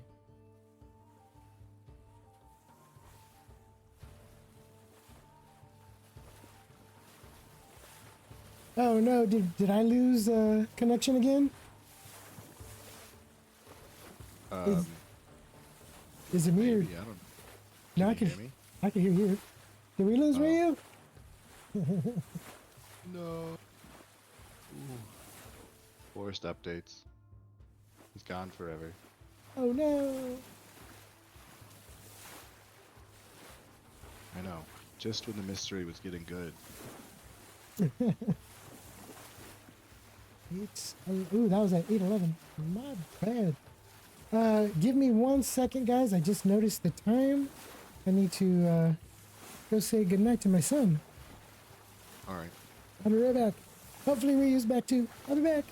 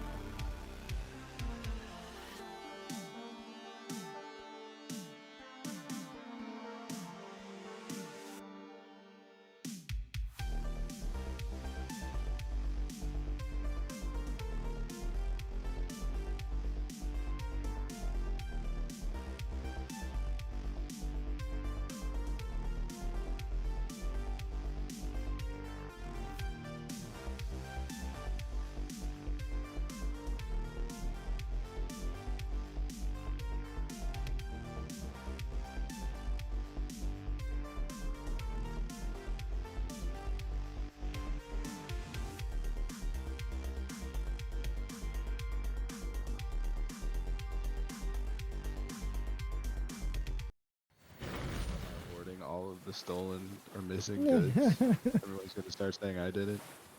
So, while Alaric is talking with the captain, Finian, Tamora is going to go ahead and try to find the passenger female to go give her back the locket that was taken from her. Let me see here. So as you come down from the upper deck, you see that Cece is at the guardrail. looking around, just kind of like shaking her head at the whole situation. The lady, the female passenger, you end up finding her in the mess hall. Oh goodness. Gotta stop hitting these staircases. Literally get you turned around. Right? I'll go ahead and return her locket to her. You approach her and she looks and goes, "My locket!" And she's all ecstatic. I'll be honest with you, I don't think it's related in any way. It kind of seems like a bird may have taken it, so I'm assuming it got dropped somewhere. She thanks you. She says, "Thank you for finding my locket. This is so important to me." She is going to gift you, or offer you. Oop, not that. Ah, screw it. We'll do that. We'll do this.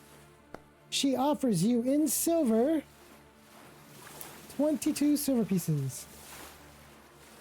Oh no. I appreciate the offer, lass, but I just came upon it by luck, so no need to reward me. She says, "Oh, you're so kind." And she puts like a thankful tap on your shoulder. Passing up money? Oh, just this once. It seems kind of cruel to take money from somebody. I just got lucky.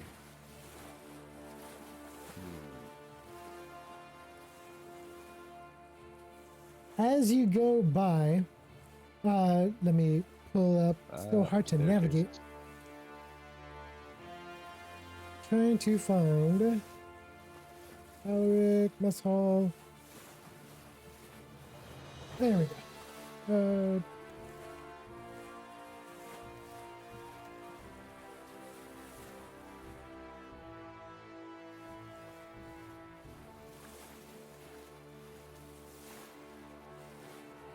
You, as you're like going through the corridor, you pass by one of the guards. You see that Cedric and Mortimer are walking, coming out of the crew quarters room, the door leading to the crew quarters. Cedric comes by and starts walking, and like you see the guards following behind them. Mortimer sees you come out of the mess hall, and he says, "Any luck?" Not so far.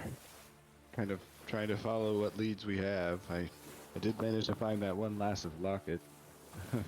Looked like a bird mayhap picked it up and jammed it in one of the holes up by where the rope goes into the crow's nest.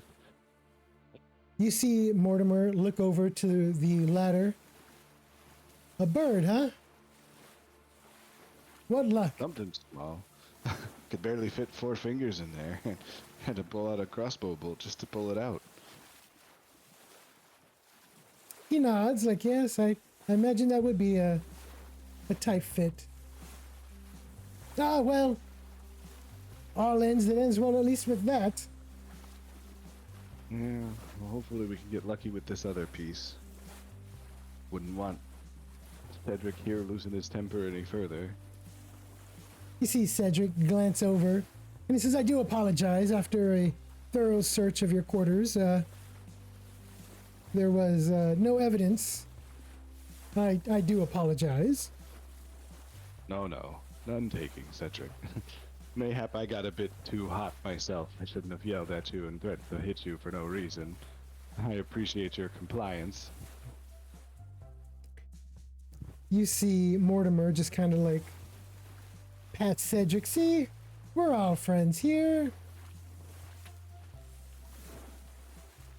You see across the way, you see Cece kind of just like looking at the whole scene, looking at the crew people go about their business, and she starts to walk down to the crew quarters.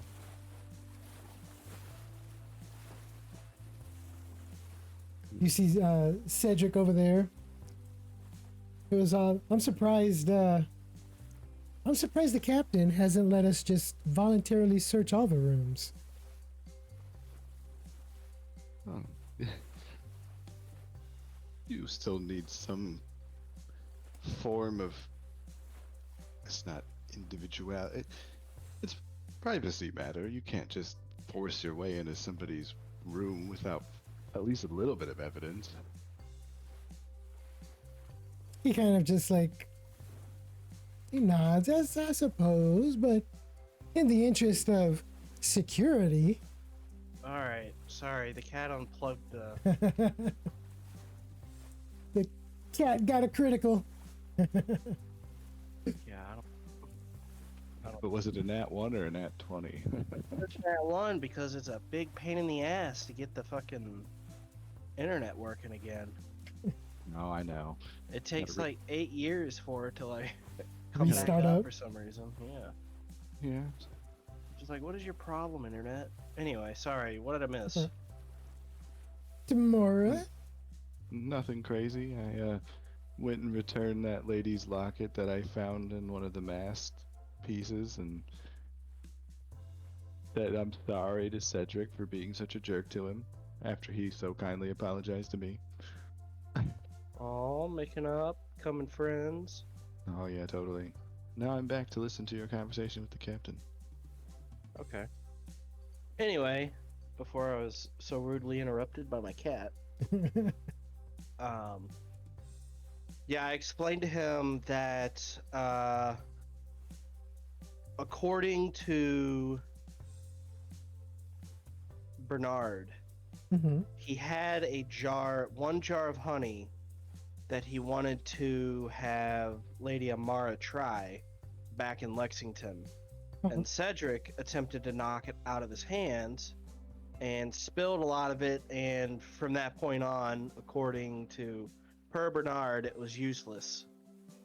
But a guard that he describes matching with Paul down in the cargo hold cleaned up the spilled honey and took the jar with him. Now, that leaves us with two suspects, Bernard and Paul. Unless we need to figure out what Paul did with the jar of honey and then check his foot locker if he has one for any wayward hilts. Captain Finian kind of like he kind of gets upset, and he tells the guard that he had at the wheel to stand guard here. You're fine. Keep control of the wheel. We're gonna head down and go talk to Paul. Captain Finian follows you guys downstairs to go speak with Paul. Now, when you guys go downstairs, Tamara, since you are the first one down there, you see Cece walking through the corridor, like just walking her way, making her way there, and she turns, and she like kind of sees what's going on there. Give me a second as I'm trying to actually get to that deck. There we go. You guys see Tamora and Alaric. Go ahead and roll a reaction. Or not a reaction, awareness. Sorry.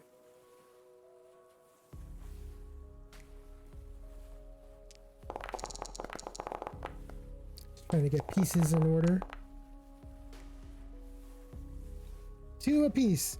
As you guys come around the corner, you just see as you guys approach, you hear a thud, and then you see Bernard walking down the hall, going down to the lower level. A thud? Like a door closing. Suspicious. Hey, this door's unlocked. Wasn't this your room? No, mine's downstairs. This is the crew quarters. Okay. But I'm assuming since it's in the same spot that my door is, that's why it's unlocked. No, no. Yours is actually one down and over to the right. Oh, yeah, you're right. Well, I guess since it's already unlocked, does it look like this room's been ravaged? So as you open the door, you're like, hey, the room door is open. Cece's like, hey, what's going on down here? I'm gonna continue following Bernard while they check this room. Okay, you continue to go downstairs. What do you do tomorrow? Well, I'll just let Cece know we're following a couple of leads, and it's oddly suspicious that Bernard just bolted around the corner and slammed this door behind him while he was on his way down. Especially after I told him to stay where he was at. You see Cece, she says, whose room is this? I don't know, but I have a sneaking suspicion it's one of the guards by the name of Paul.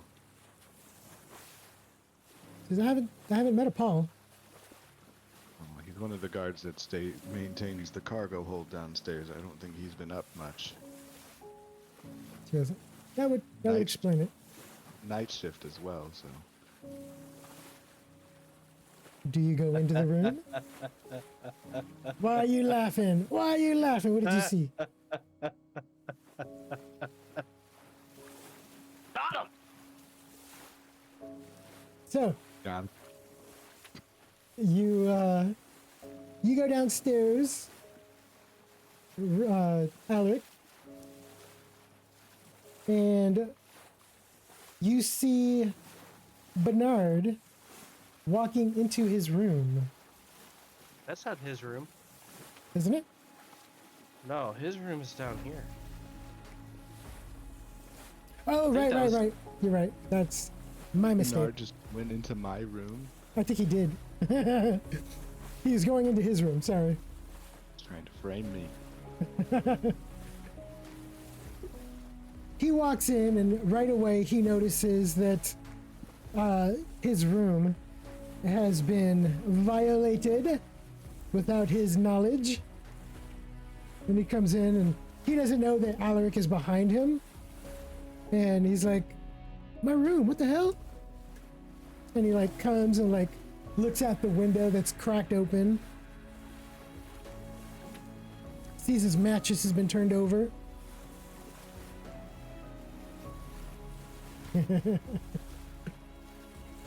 just gonna listen to see. Okay. You start listening. Tamora, what do you do? Has the captain come down yet? Yeah, he's down behind you guys shortly after that. I just want to make sure I have his approval before I go into anybody's room. I don't want to be a dick here. Gotcha. Give me 1 sec. I gotta find his flippin' token. Where the hell did the captain go? Oh, there he is. Crap. Oh no, the captain's gone. Right? He fell Helly into the ho, drink. Captain.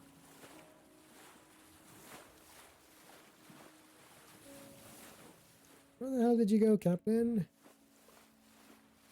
Upper mess. There you are.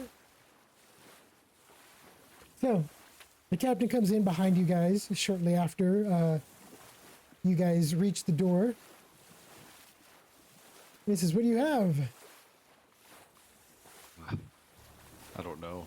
Perhaps more of a mystery than anything, but I saw Bernard slam this door shut before running down the hall. Well, maybe not running, walking slowly down the hallway. Is this Paul's room by chance? He kind of like looks at the room and he says, no, this is actually a passenger. We had an overbooking and a spare room. This room actually belongs to Mortimer.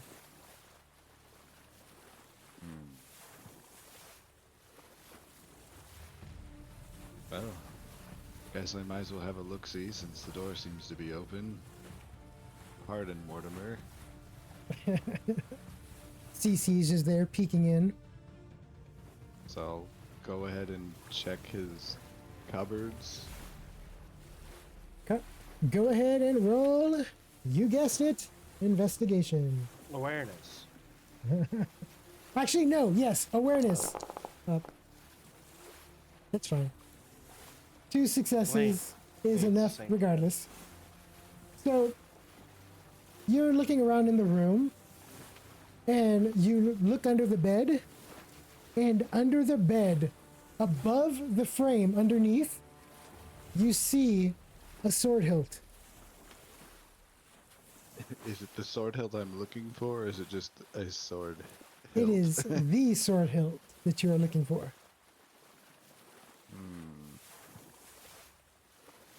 Me thinks they're in cahoots now.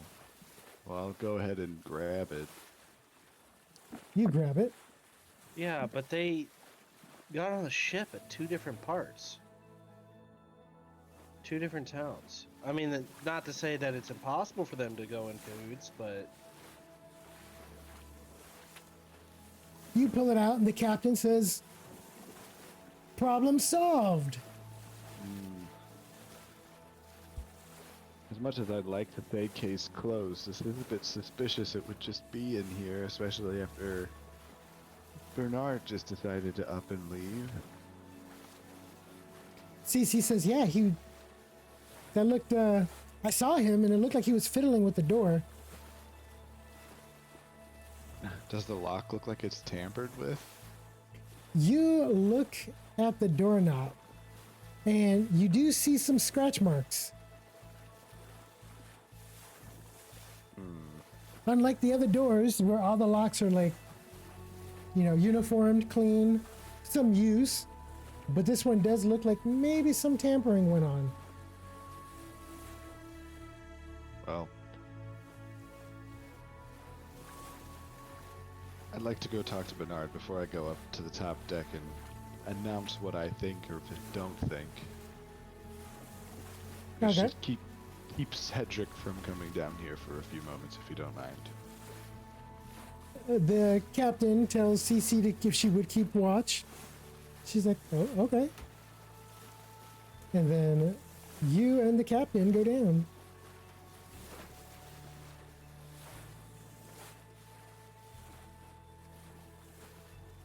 Is Bernard in Ulrich?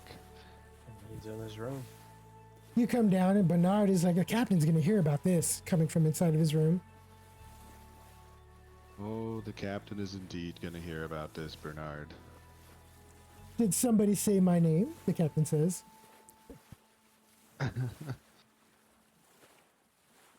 All 3 of us walk in. Right? Ambush! So, you guys walk in. Bernard turns, a little startled that everyone is in his room. Or near Sit on his the room. bed, Bernard. Before Okay. you sit on your bed, empty your pockets. All of them. He says, "Why? What's going on?" Well, first off, I found this key in your room. Produce the honeyed key. And second off, I find it oddly suspicious that you just left Mortimer's room, and I just so happened to find the hilt jammed up in an easy place to find. He says, "Oh, you found the sword hilt. Amazing." And Mortimer's room, you say? Bernard, sit on the bed. Before you start saying amazing, like I said, you should probably empty your pockets and perhaps listen to Ulrich before he gets mad. You hear Captain Finian. You heard him. He just kind of like motions like you're waiting on you. He says, "Oh, okay." He pulls out, throws it like a little coin pouch. He says, "I don't know what do you guys hope to gain by this? You guys have already searched me." Pulls out Search from the his coin other pouch. pocket, and he's got some papers. And that's all Does he pulls sit out. on the bed? No, he doesn't sit on the bed.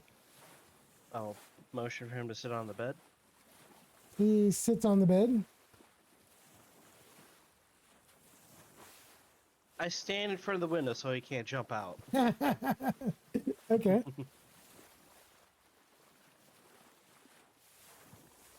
What do the papers say? Do you have the, what is it called? I'm Common- literate. Literate I'm and literate common. and common. Yes. Darn you. All right. So on the papers themselves, there is like some travel notes, like some notes of points of interest that are written down. Like there's a market in Landron. There's the ship name here, the Songbird. There's a sketch of a scenery. Doesn't ring any bells to Alric. And some notes. Did you draw this, Bernard? He says, "Yes, I'm actually quite the artist. Back in my time," and he starts like veering off. No time for stories. He's, "Oh yeah, I'm artist." So while you're talking to him, Tamora, go ahead and roll an awareness.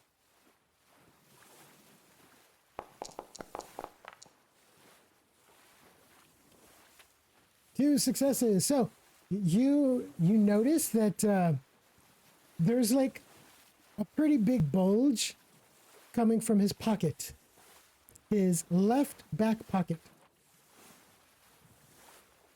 Now. I told you to be thorough in searching all of your pockets. What's in your back pocket, Bernard? He looks over to you tomorrow and he's like, "What?" And he like, "Nothing. It's empty." And he like lifts up his shirt to show you that there's nothing there. But you did notice that he kind of like scooted a little bit and then lifted up his shirt. Now Bernard, don't make us do this by force. take off your please. pants. Oh God. That took a quick turn. I assume you have underwear on. He's like, "What? I'm not gonna." And he like starts to stand up, and If that's you want when to prove your innocence, go ahead. you say, "When you want to prove your innocence," he stands up. He says, "I don't know what's the meaning of this," but when he stands up, Tamura, you see the item fall out of his back pocket, and you see a little pouch, if you will, of, for lack of a better description, just thieves' tools. Yeah, that's kind of what I expected from you, Bernard. I'll be keeping these as you won't be needing them any further. Thieves' tools acquired. Are they covered in honey? They are not. It doesn't matter if they're covered in honey or not. Mortimer's door lock was tampered with. Why Seems would you like have this? Unskilled lock picker. He says, "It's just one of my many talents." Is there honey on the hilt? Tamura, I'll produce the hilt. you produce the hilt. There is no honey on the hilt. However, as you grabbed the thieves' kit, the thieves' tools, inside the thieves' tools, since the kit itself was still open, so the flap would just open up, you do see a small vial of honey with a rag inside that is covered and still smells of fresh honey. Why is this in here? Well, this looks like the smoking crossbow bolt for you, Bernard. He's I don't, what are you guys, what's going on? Still playing like he doesn't know. Stop playing dumb. I've already explained to you what I found in the cargo hold.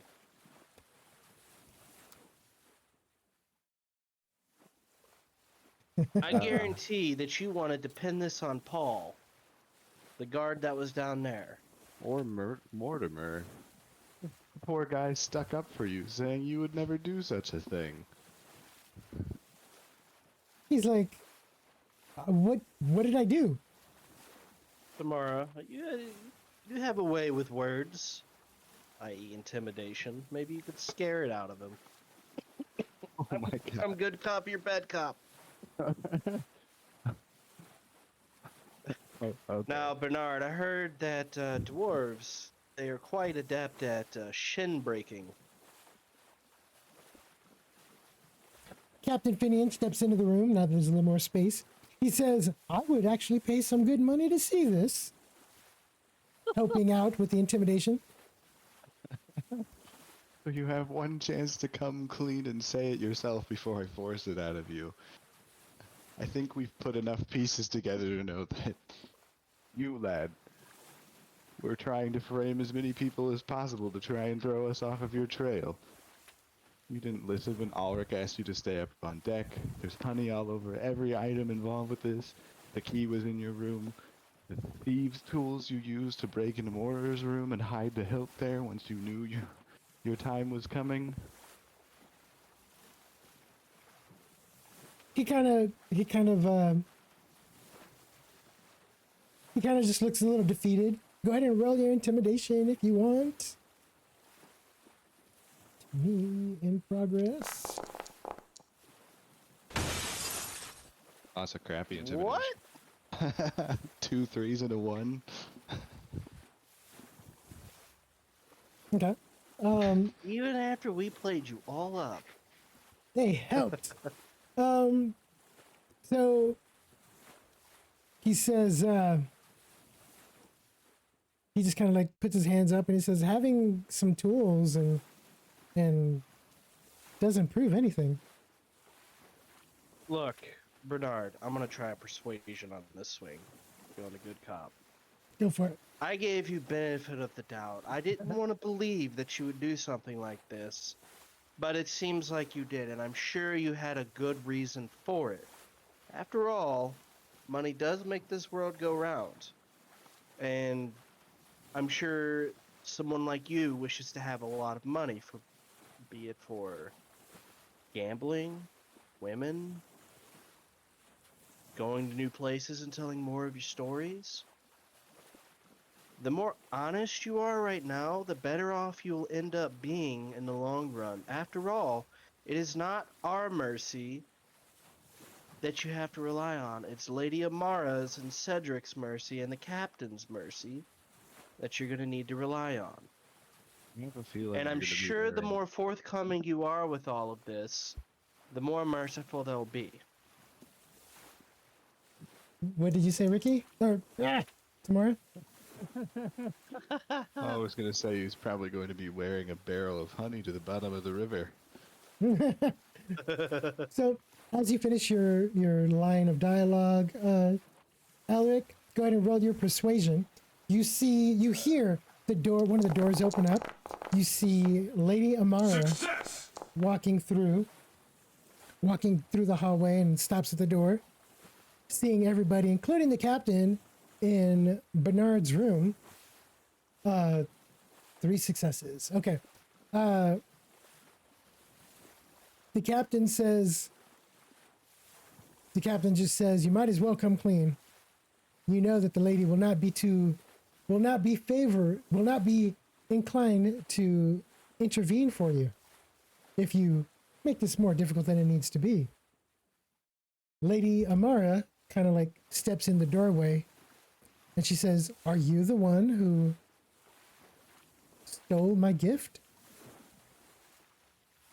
With your persuasion and Lady Amara questioning, Bernard just says, kind of like sits back down on the bed, kind of defeated. And he says, I was only trying to help you. Looking at Lady Amara. And she kind of like is thrown aback, like, what? Like almost, Alec would catch the look. It's kind of like a noble, like, why would I need your help? Help her with what? It's clear she doesn't want to get married or traded. No woman such as herself should have such a fate thrusted upon her against her will. He stammers to get the words out. Alaric just lets out a long, hard sigh. I wasn't really going to keep it. I was only just misplacing it until we got on shore, and then I was going to give it back to him. After the whole thing was called off, of course. Yes, I of don't- course. Bernard, that is incredibly stupid. First of all, you don't know how Lady Amara truly feels about the situation. Unless you're some sort of mind reader. You actually hear, since you're talking to Bernard, Alaric, Tamara, you actually hear Amara whisper to the captain, "You can have him executed or thrown over, whichever." And then she kind of just walks back to her room.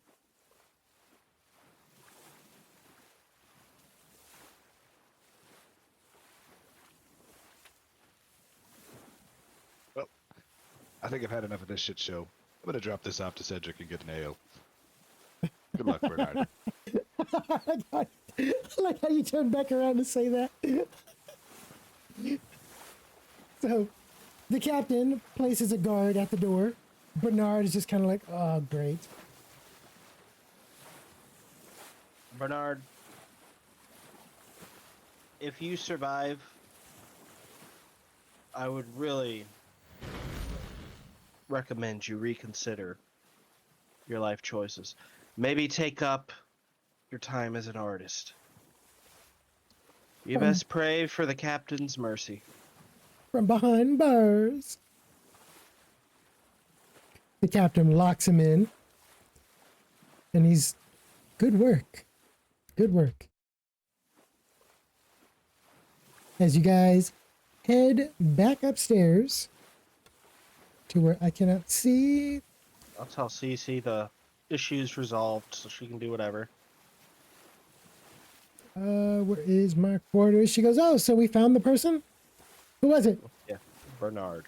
It was Never Bernard. guess. Oh yeah, I want those thieves' tools, by the way. I kind of want his honey.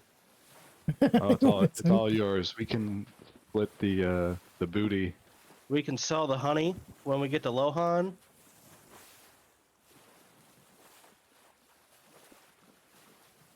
Where is Upper? I swear I can't find my own stuff. Captain comes back to his station. As you guys come down, you see that Sylvie follows behind Cece. And they go into the mess hall. Where are you guys hiding? We're We're over up by on Cedric. the deck where Cedric's at. Oh, okay. Though I guess maybe we should go to the mess hall and just announce that the whole shenanigan's over. I don't know what would be best. Yeah, let's give it over to Cedric and he can announce it. Over Maybe to- make a formal apology to everybody that he pointed fingers at. I don't know. Right? I'll kindly wipe off the key and return the hilt to him. And the key. I don't want the key. Don't pin this on me. It's all yours. You come back with the key and give it to him, and he's like, "You found it! Who had it?" And he's looking around, looking for someone to yell at. No need to yell. Lady Amara has already passed her judgment. I imagine our culprit, who unfortunately happened to be Bernard, won't be excited about his punishment. Mortimer is like, "Bernard." I wouldn't try and stick up for him, Mortimer. He actually attempted to frame you in his last moments. You see him A get last-ditch wide-eyed. effort. He actually picked the lock to your door, rather hastily, might I add, and shoved the hilt inside of your bed frame in an effort to try and make it look like you were in on this. And to think I believed him. Kind of leans over the guardrail that's leading towards the loader area, cargo loader. He's like, and then he like rushes over to the banister and starts throwing up again. Ugh. Mm. Hate to see it. Cedric, like, oh, kind of steps aside, takes the hilt, and he's all, thank you so much. Thank you, thank you. And he says that House Eisendrun will not forget this. Well, Good. quite the gesture. Take a look. So yeah, he's like, Perhaps Pendragon and Eisendrun could work together more in the future. he says, wouldn't that be an interesting thing? Discover the true thief. Quest log will now be updated. Safely retrieve the gift. Also completed. He says, drinks on me. After I go put this back downstairs. And speak with the captain about getting better security. Yes, that is the one loose thread. Is how the hell did he get down there? Cedric goes downstairs. Well, I guess we could announce to the others that the issues have been resolved. All I care about is Cedric's buying me a drink. Aren't they free on this ship anyway? Yeah. Oh, come on, let me live my dream. A human buying a dwarf a drink. Come on, man. Well, we should ask for collectment in Lohan. Right. So you guys I'll walk enter in. the mess hall. You see the usual suspects at the tables talking. I'll hold up my hands and go, have an announcement. Everybody turns to look. The situation has been resolved. You see Sylvie kind of like stand up real quick and jump on her chair. Who did it? It was Bernard. You hear Octavian. Bernard? I would have never guessed.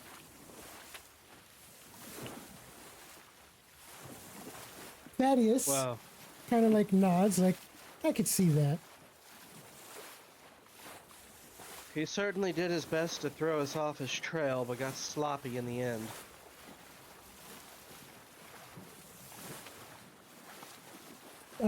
Octavian says, then it looks like a celebration is in order. And he kind of like claps his hand and looks at the crewman that is in there. And he says, drinks for everyone. Keep it coming. This- Everyone's taking liberties with the drinks. You guys spend the following time in the mess hall. If you guys wish to be drinking, if not, then bread and rations are always available. Nighttime does fall, and everybody in there, CC, Sylvie, are talking between Tamora over down to the next table. Everybody seemingly glad that this whole situation is behind them.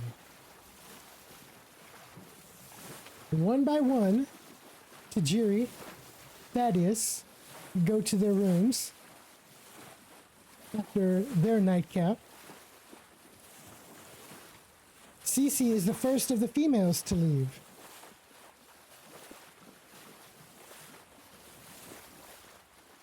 Celine is like, I'm glad that this ended the way it did. Could have gone a lot worse. Indeed, and I do think that this will help relations between our families. Idun says that, I'm surprised though. As annoying as he was, I don't see him as a thief. Well, he stated that he wished to help Lady Amara. Celine is like, help her. Yeah, I guess he got it in his head that she truly didn't want to be married to, or have this proposal go through, but based off when I spoke with her, she seemed relatively okay with the prospect of the whole thing. You notice that Octavian has made his way over to sit at your table.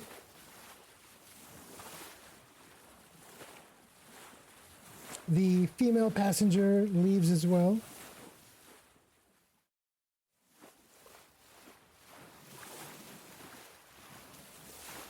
I don't know. Something's still bothering me. Don't make any sense. How the hell did he get down into that cargo hold without anyone stopping him? Well, perhaps he paid someone off.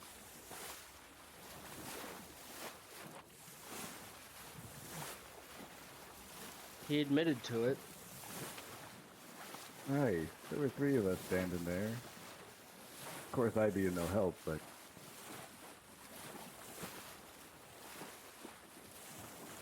So, Well, go ahead. considering the severity of the punishment, it makes no sense for him to take the fall.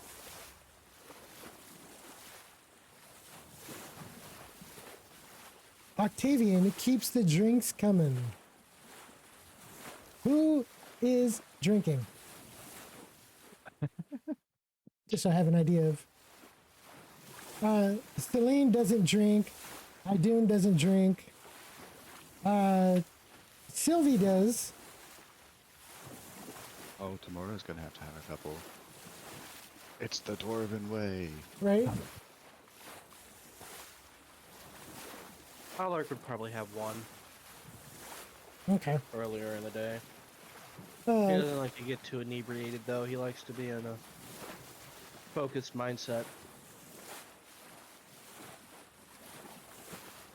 after a little bit longer, Octavian kind of like says, "Well, ladies and gentlemen, I've had my fair share." He's kind of like a little bit swaying a little bit. He says, "Perhaps I should make my way to my room before I fall overboard trying to get there."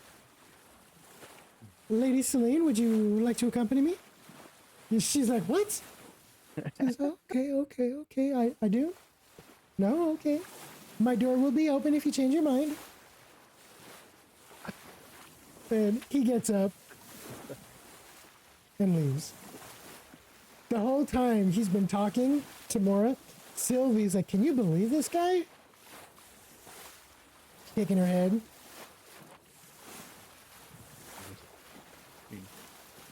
When you're that posh and pretty, you know. You get it in your head, you can do whatever you want. Possibly might be some of the drink talking. As you say that, go ahead, everybody, and roll me an awareness check.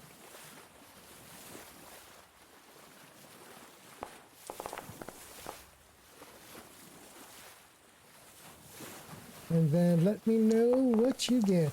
I am not on that screen. They have 3 successes. 3 successes. That work? There we go.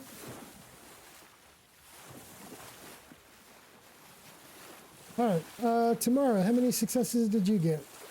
0. 0. All right. So, as you guys are in the mess hall, talking and glad that this whole thing is all over,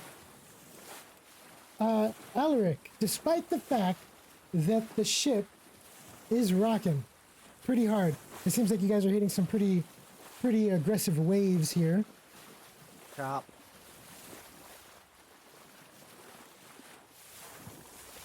You hear a loud clanging noise.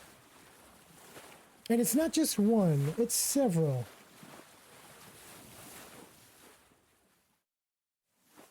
Coming from where? Outside? Outside the room, yes.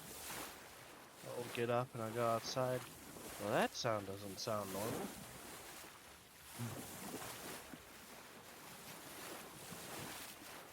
So you step out.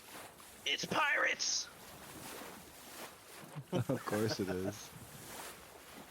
You step out, and you see several grappling hooks off the side of the railing.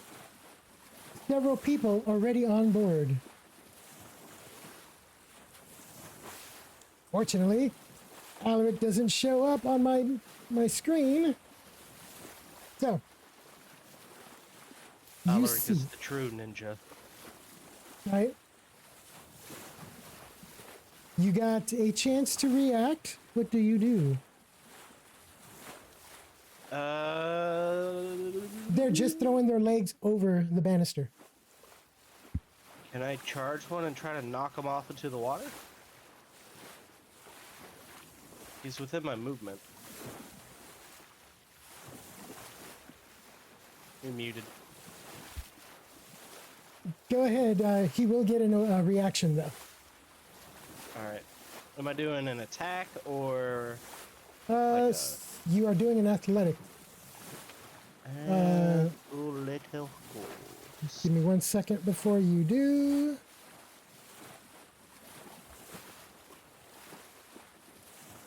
Athletics. All right. Alec will also shout attack with his intimidating shout vocal cords. I'm not actually using Oh, intimidating. okay. I was gonna say that isn't how it works. So yeah, you could shout it out, but as soon as you shout it out, they will be alerted unless you do it after you tackle them. Oh, I'm gonna do it like after I tackle him. Okay. Go ahead and roll athletics. You are going to need 4 successes. Nope. Okay. You don't tackle him, but you do get right next to him.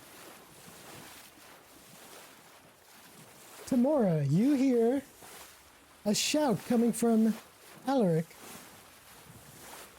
We're being attacked. Alright.